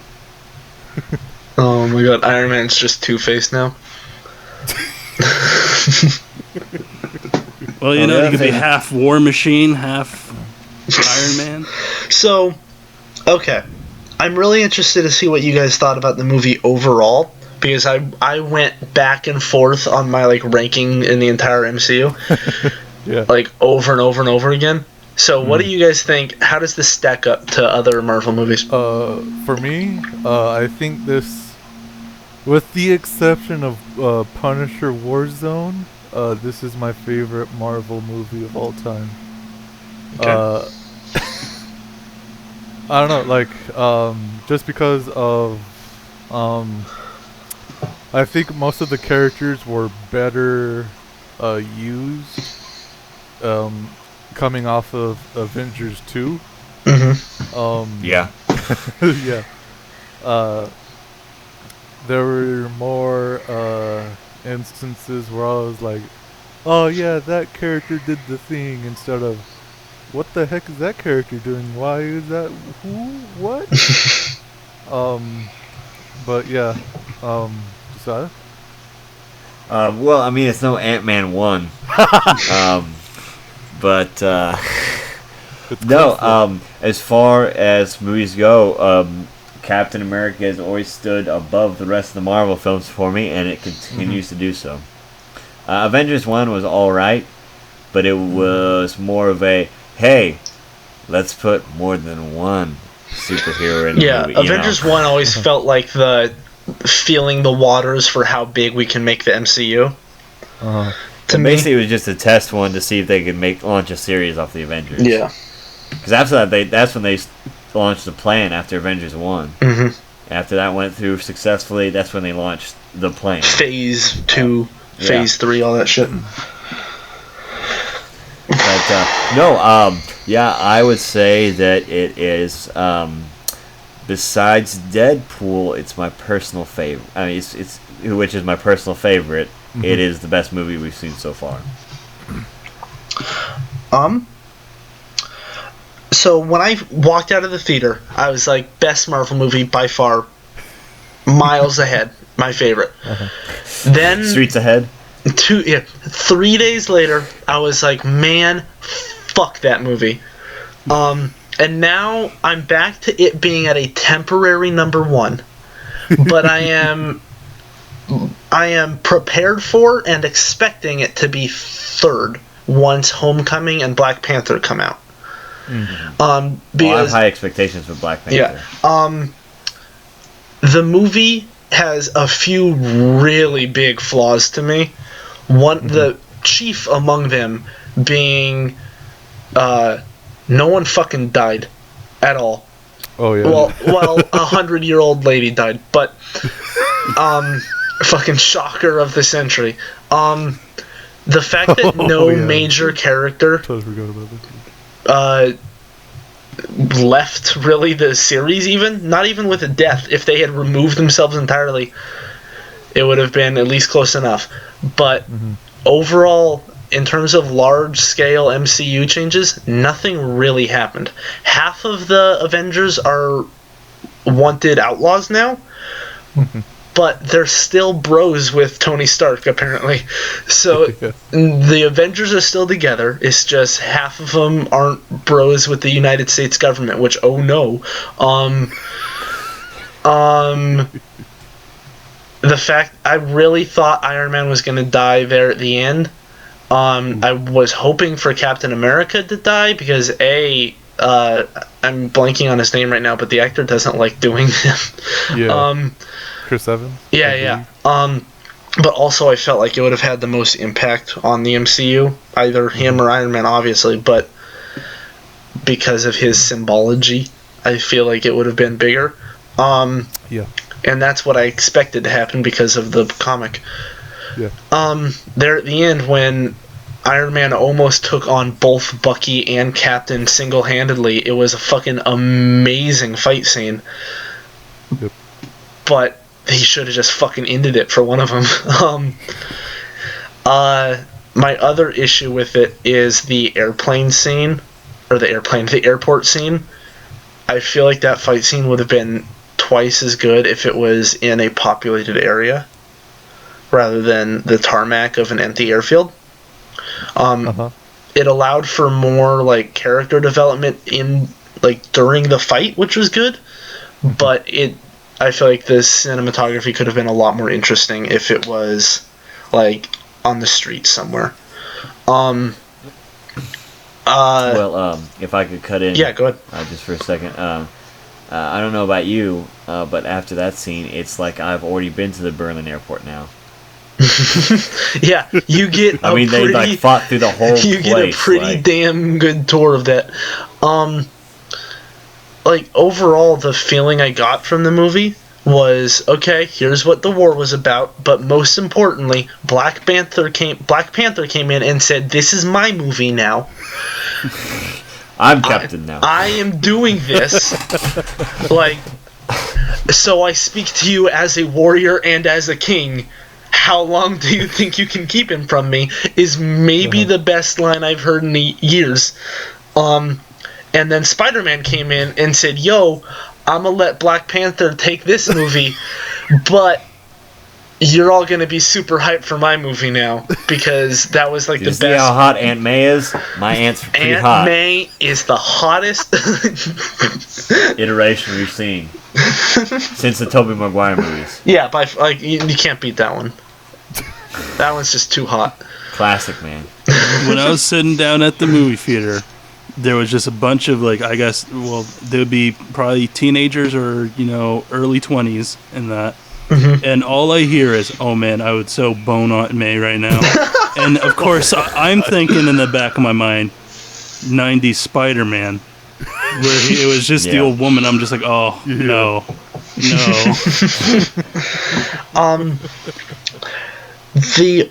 And Sterling and Josiah, you might not like this, but the only character I was disappointed with, I feel like most people got a really good amount of development, which was highlighted by seeing Batman vs Superman the next day, but the only character I was disappointed with was Ant-Man. That's good. That's what should happen. You don't understand. Sterling and I's unbound for love of Ant-Man is the fact that they've just created this terrible character that it just is basically Paul Rudd. Yeah.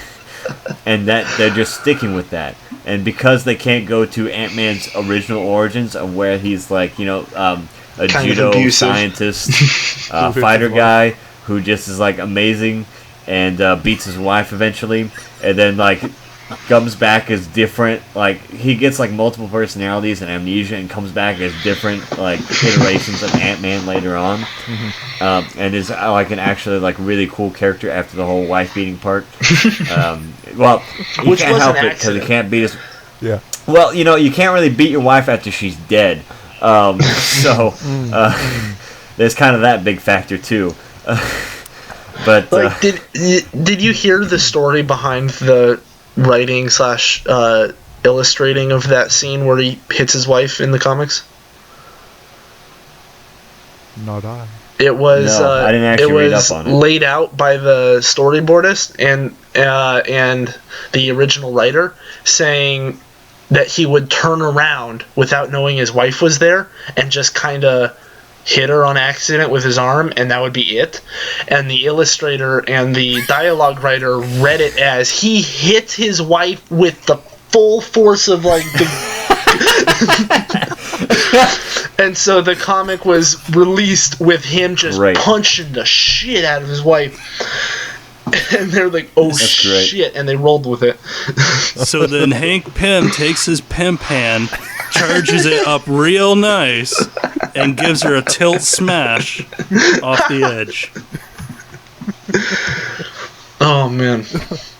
The thing is, my brother and I were both disappointed that it wasn't Hank Pym. That's why in the end we were still like, wait, that was Hank Pym, right? Yeah, that was Hank Pym. He grew. Giant man, Hank Pym. There you go. No, but we just said that jokingly. But yeah, we're just disappointed that it's like, hey, Hank Pym's old. But, everyone else is their normal age, so fuck it, cinematic universe, can do whatever we want. Wubba-dubba-dub-dub. Oh, man. All right, were there any parts of the movie that you guys either really, really enjoyed, thought were the fucking raddest shit ever, or hated? Any standouts? No.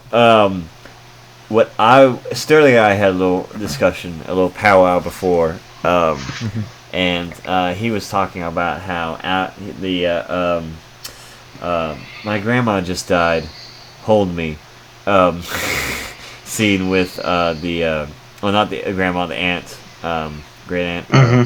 How is she related again? Aunt Peggy. I think it's great Aunt Peggy. Great aunt. Okay. Yeah, and so and was it you, Sterling, that was talking to me about that, or was it someone else?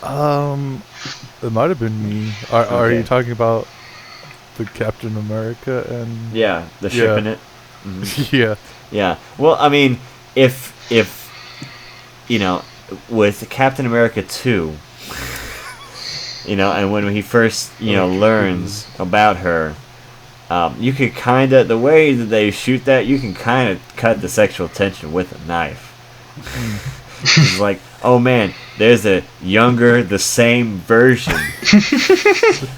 of the girl I basically became a superhero for. And then people it certainly wasn't the only one that I talked to that was surprised about that. And I'm like, really? You don't understand the motivation behind that? And then you see from the girl side, it's like, okay, this amazing, kind of older guy, amazing body, he looks amazing, he's a superhero, everything a girl wants, basically, and you don't see the way the two connect there. But, like, everything she wants, but he probably did your great-grandma, like, 90 years ago. Therein lies the problem with some people.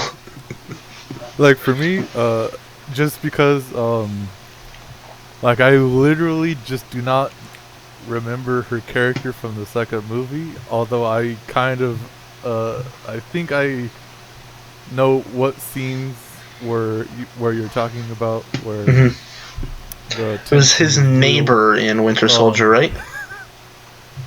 I don't know. I want to say she was his neighbor in Winter Soldier that was spying on him. Yeah. But basically, within this movie, like, I know it, like, was probably, like, built up in, like, the last movie, but in this movie, it was like, since I just don't really remember, but in this movie, all you see is, like, the funeral, and then all of a sudden, like, I forget who, but, like, he's all, like, nudging Captain America's shoulder, like, hey, look who's up there. Some hot piece of action up there. I'm like, what? And then Captain America is just like, oh, let me fixate my eyes on that, like, 100% of the time. Like, oh, okay, you're gonna forget about that UN discussion though? Okay, all right. Yeah, it was a really weird transition. They're debating ethical conflict. He gets a text from an unnamed contact in his phone saying she died without any qualifications. Yeah, I know, and then it cuts to stairwell crying and then funeral. Well, you gotta understand, besides, Natalia or Natasha, whatever Black Widow's name is, and then her great aunt, those are like the only three women he knows.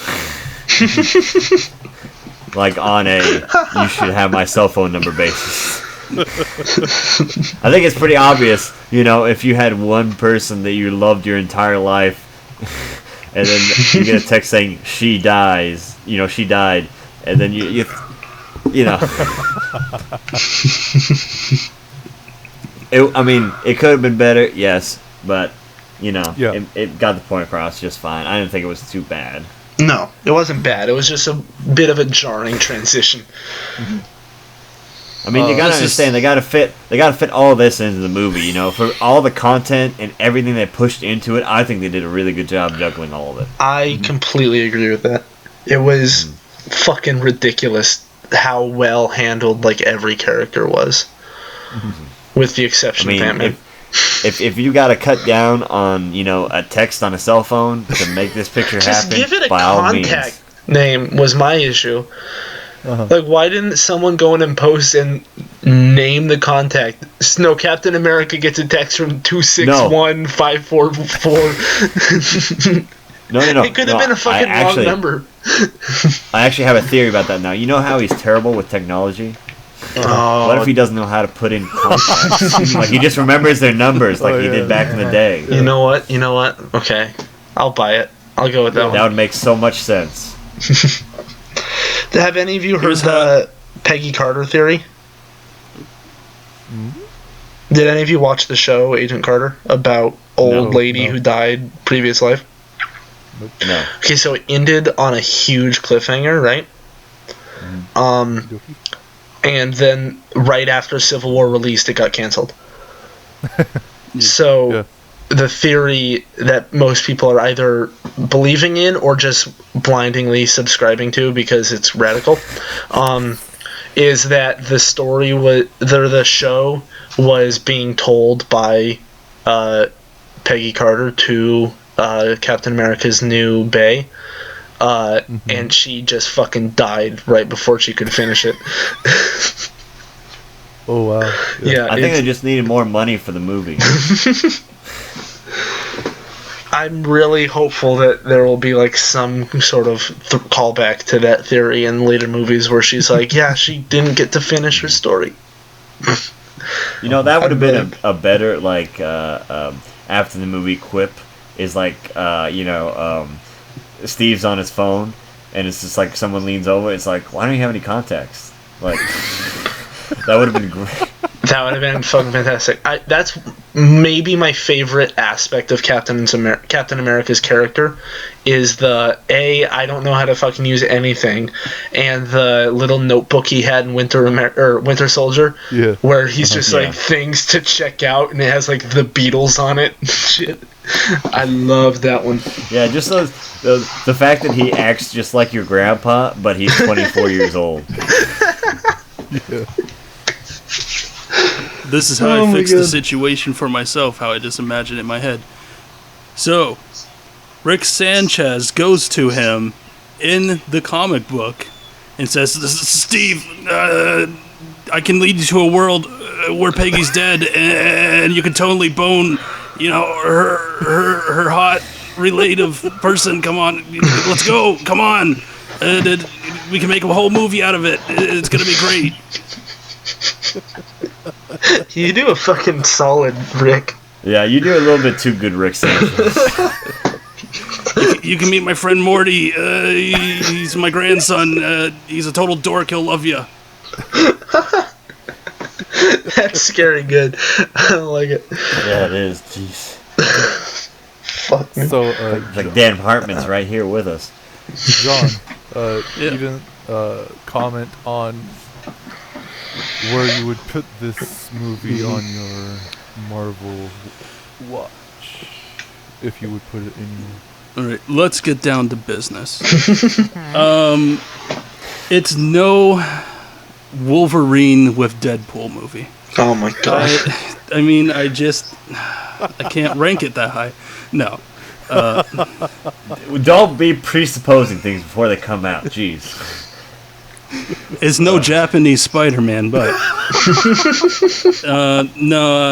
if I'm to rank things seriously, I really did like the Deadpool movie. But I'm fucking Canadian, so kind of biased. with Ryan Reynolds. But I just like the fact that, he honestly went through a process of, hey, we're going to make Deadpool PG, and then Ryan Reynolds is like, fuck you, no, rated R or I ain't doing this shit. And so they're like, okay, we'll listen to you, Ryan. And then he told them, no, Deadpool would do this. He wouldn't do this, you dumb shit. He would run someone over with a fucking Zamboni. That's what he would do in this situation. So I like that he took charge. And if more people did that, like, people say Ben Affleck's a huge Batman fan, then maybe they should kind of let him lead the way instead of just being like, fuck it, this is the Batman who says, I'm just going to kill the Joker, snap his neck, whatever. He doesn't care. It's been, 20 years? Now, as far as that goes, like, Ryan Reynolds is also a co-producer of Deadpool. Yeah. So, I mean, like, he was really in it. Like, he put money on the table. Yeah. And as far as Ben Affleck goes, aside from Suicide Squad, the Ben Affleck directed DCU movie is the only one that I would have confidence in at all. Like, if he does... My review for Batman vs. Superman was, hey, Batman was okay. Yeah. It's pretty fair. I don't know if I would go that far. Dude, the fucking shot of Batman hiding in the corner, clinging to the wall, was the funniest comedic moment in any movie of the past 30 years. I don't give a shit. I really cried. Enjoyed the moment where he grabbed the guy with the cables, and it was just like a Batman Arkham Asylum moment. Where he's like, I hit triangle at the right time. Yeah. My combo's X25. Boom. But yeah, then next would probably be Guardians of the Galaxy, because I loved Rocket Raccoon. Oh man, just wait until Guardians of the Galaxy 2. I wonder if that's gonna beat this one out. Yeah. And I really wonder if they're going to bring Nova in. Oh, yeah. Is it going to be John C. Reilly? It could be. I'm not too sure. I haven't looked at it. Guardians of the Galaxy 1, I fucking loved it, but I know so little about that universe. Like, it's really odd in that it's included in the MCU to me, but I fucking love it because Chris Pratt did a fucking amazing job. Well, Chris Pratt plays a pretty good murderer. I mean, if you actually look up like the statistics, like I think it's like over Star-Lord has like over 100,000 like confirmed kills. In the movie, or you mean in general?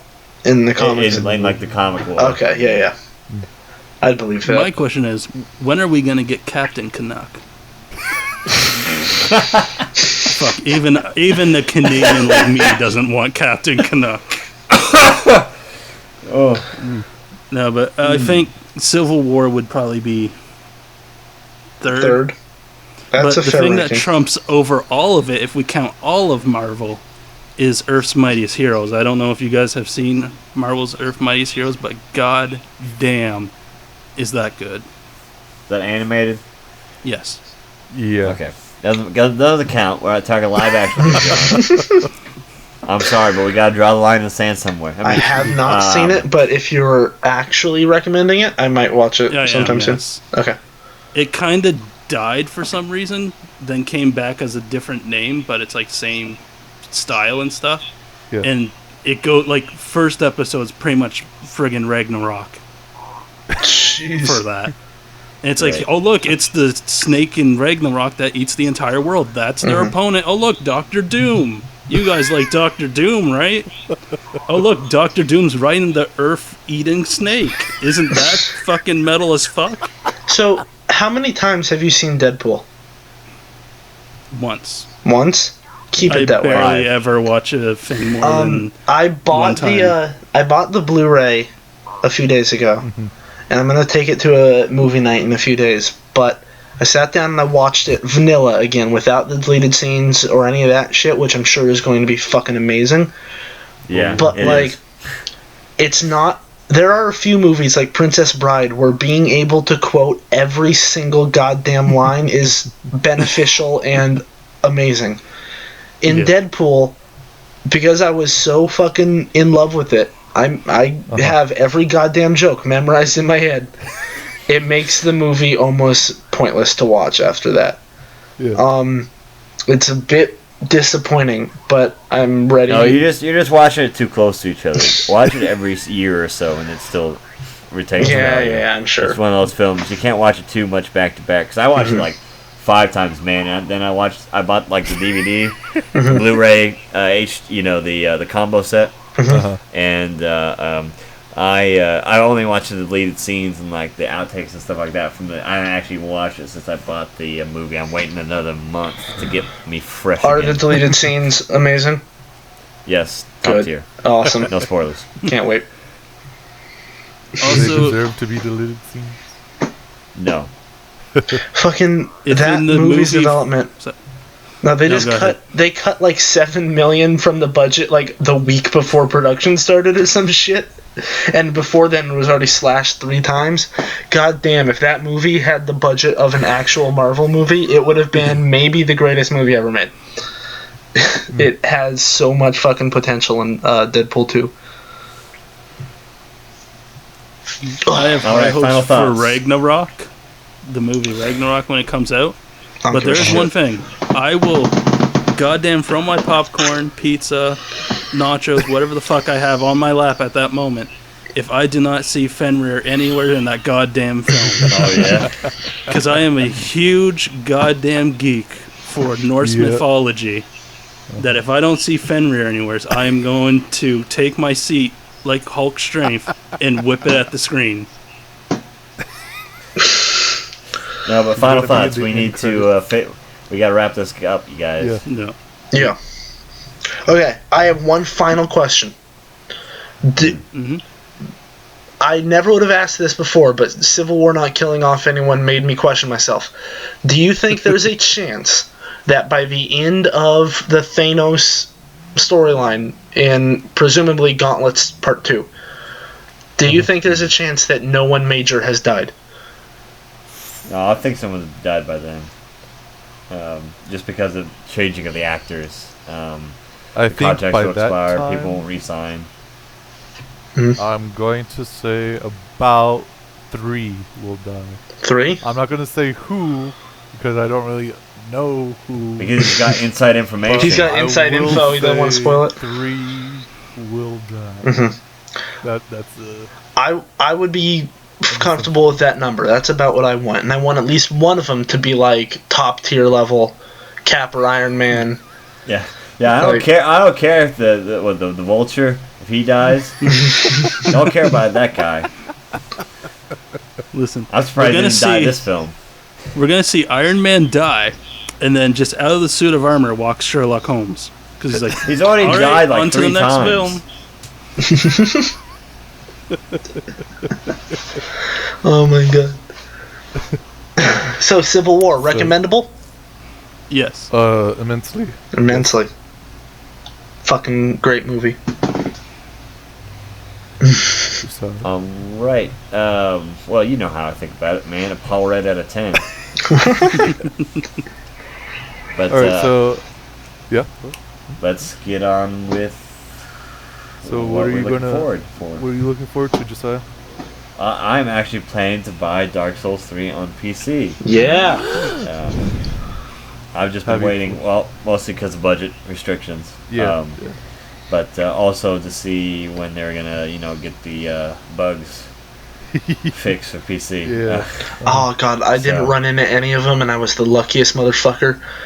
I had friends who had unplayable, like, brick Yeah. copies for the first week.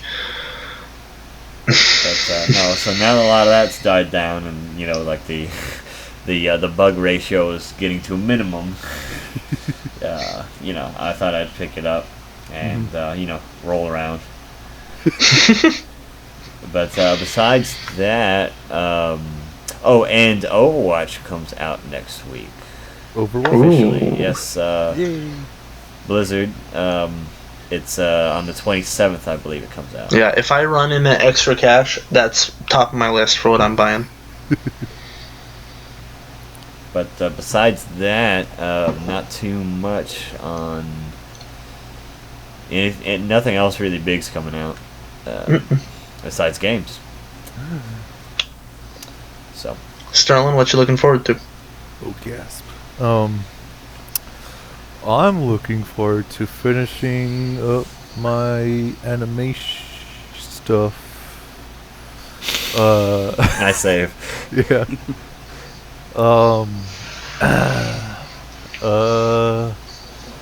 I'm looking forward to hopefully more PS2 or PS1 games on the PlayStation Network. Hopefully, I hope Radiata Stories gets on there, and it should be illegal for anybody who owns a PS4 to not own a Radiata Stories digital copy on that, because that game's perfect. Other than that, I have a art piece that I'm doing right now. Hopefully I get it transferred onto the actual canvas so that I can actually paint it. So that it should be ready by Tuesday or Thursday, whichever day is okay for me to get into my classroom. And other than that, maybe wait 3 to 4 months when freaking the new X-Men movie comes out on DVD or whatever. Cause I ain't gonna see that. Yeah, that's right. Apocalypse is coming out. I'm not gonna see that in the theater. So what about you, John? What are you looking forward to, John? Half-Life 3. All right. Whoa! Half-Life 3 confirmed. It's coming out next week. Confirmed right. here live. Exactly. I am Gabe Newell, and you guys didn't know that. And I'm saying before we get Dota 3, Team Fortress 3,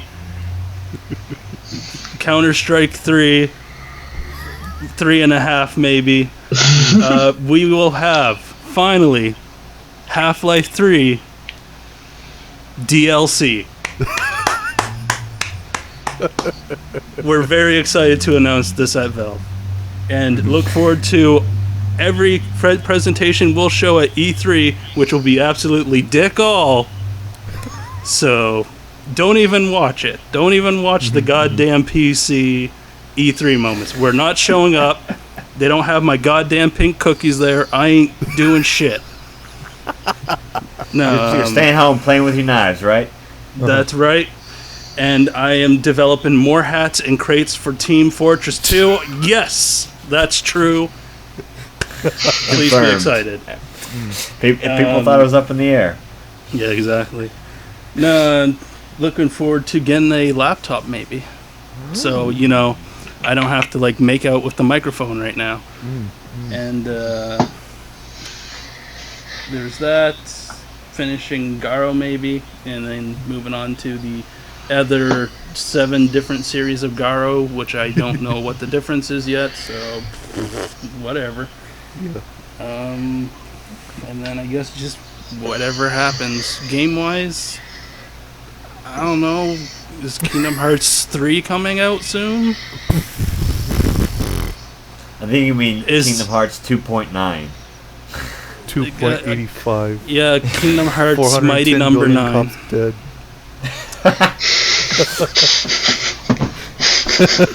That's 48 the one billion starfruit. I'm getting Kingdom Hearts Mighty Number 9 edition. So just. Oh my god. Oh my god. Yo, they confirmed Marvel and Star Wars worlds. Yeah, they did. Yeah, that should be fucking awful. Hello, kids and my old friend. It worked for Pirates of the Caribbean, right? Oh hey, man, I hope that game's Disney good. Infinity out the door, so Fucking gone. can't have any of those worlds. How long have we had this? 2 weeks? You're old. Get out of here. At some point, Disney owned Naruto. They could have had a Naruto world. No shit, really?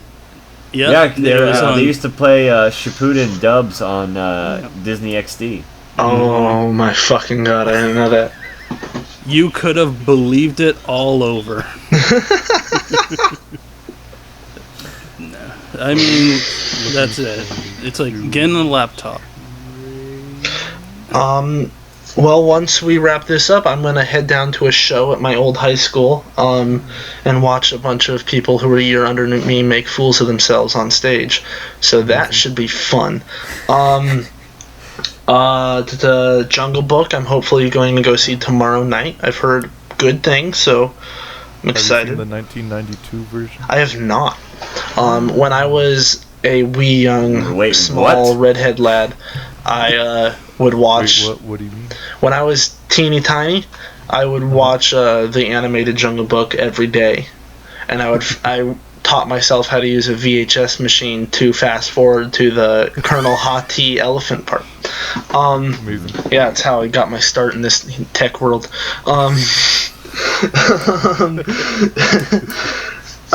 Besides that, I am looking forward to hopefully getting Overwatch. I'm really crossing my fingers that I can work out a way to get that. Other than that, I'm probably going to be saving money for rent, so I don't know if I'm getting anything else. I'm going to be continuing my rise up the rankings in Rocket League as soon as I get better internet, because right now, like I said earlier, I transitioned from read internet to home internet, and fuck this internet. Yeah. Like I'd load a YouTube video and it'd be like, okay, you will be ready to watch this in about 30 minutes. It's like, Jesus Christ.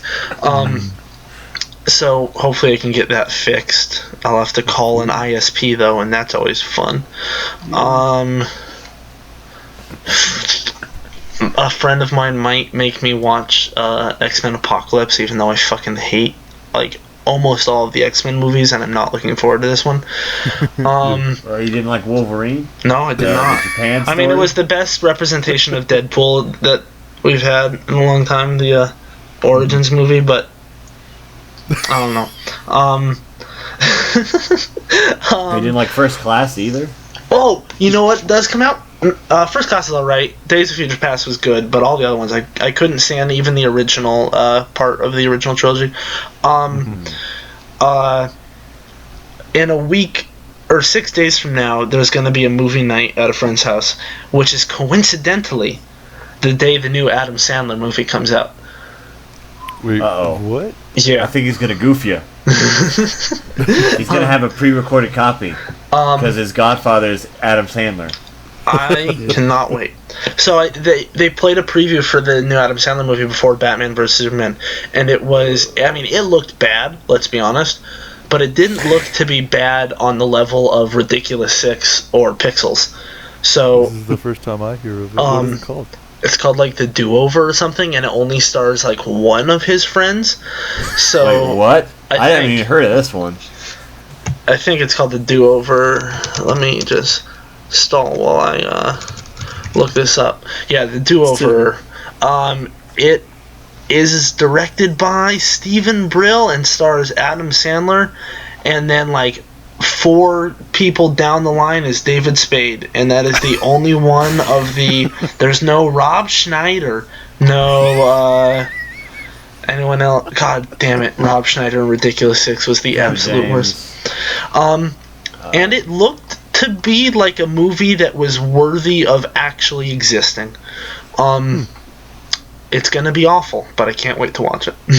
Amazing. So yeah, that's what I'm looking forward to. Alrighty. John, Josiah, Trey. What do we always say? Ready? Don't Dude, Don't. get eliminated. eliminated. Alrighty. Bye-bye, folks. Adios. Goodbye. No, pause.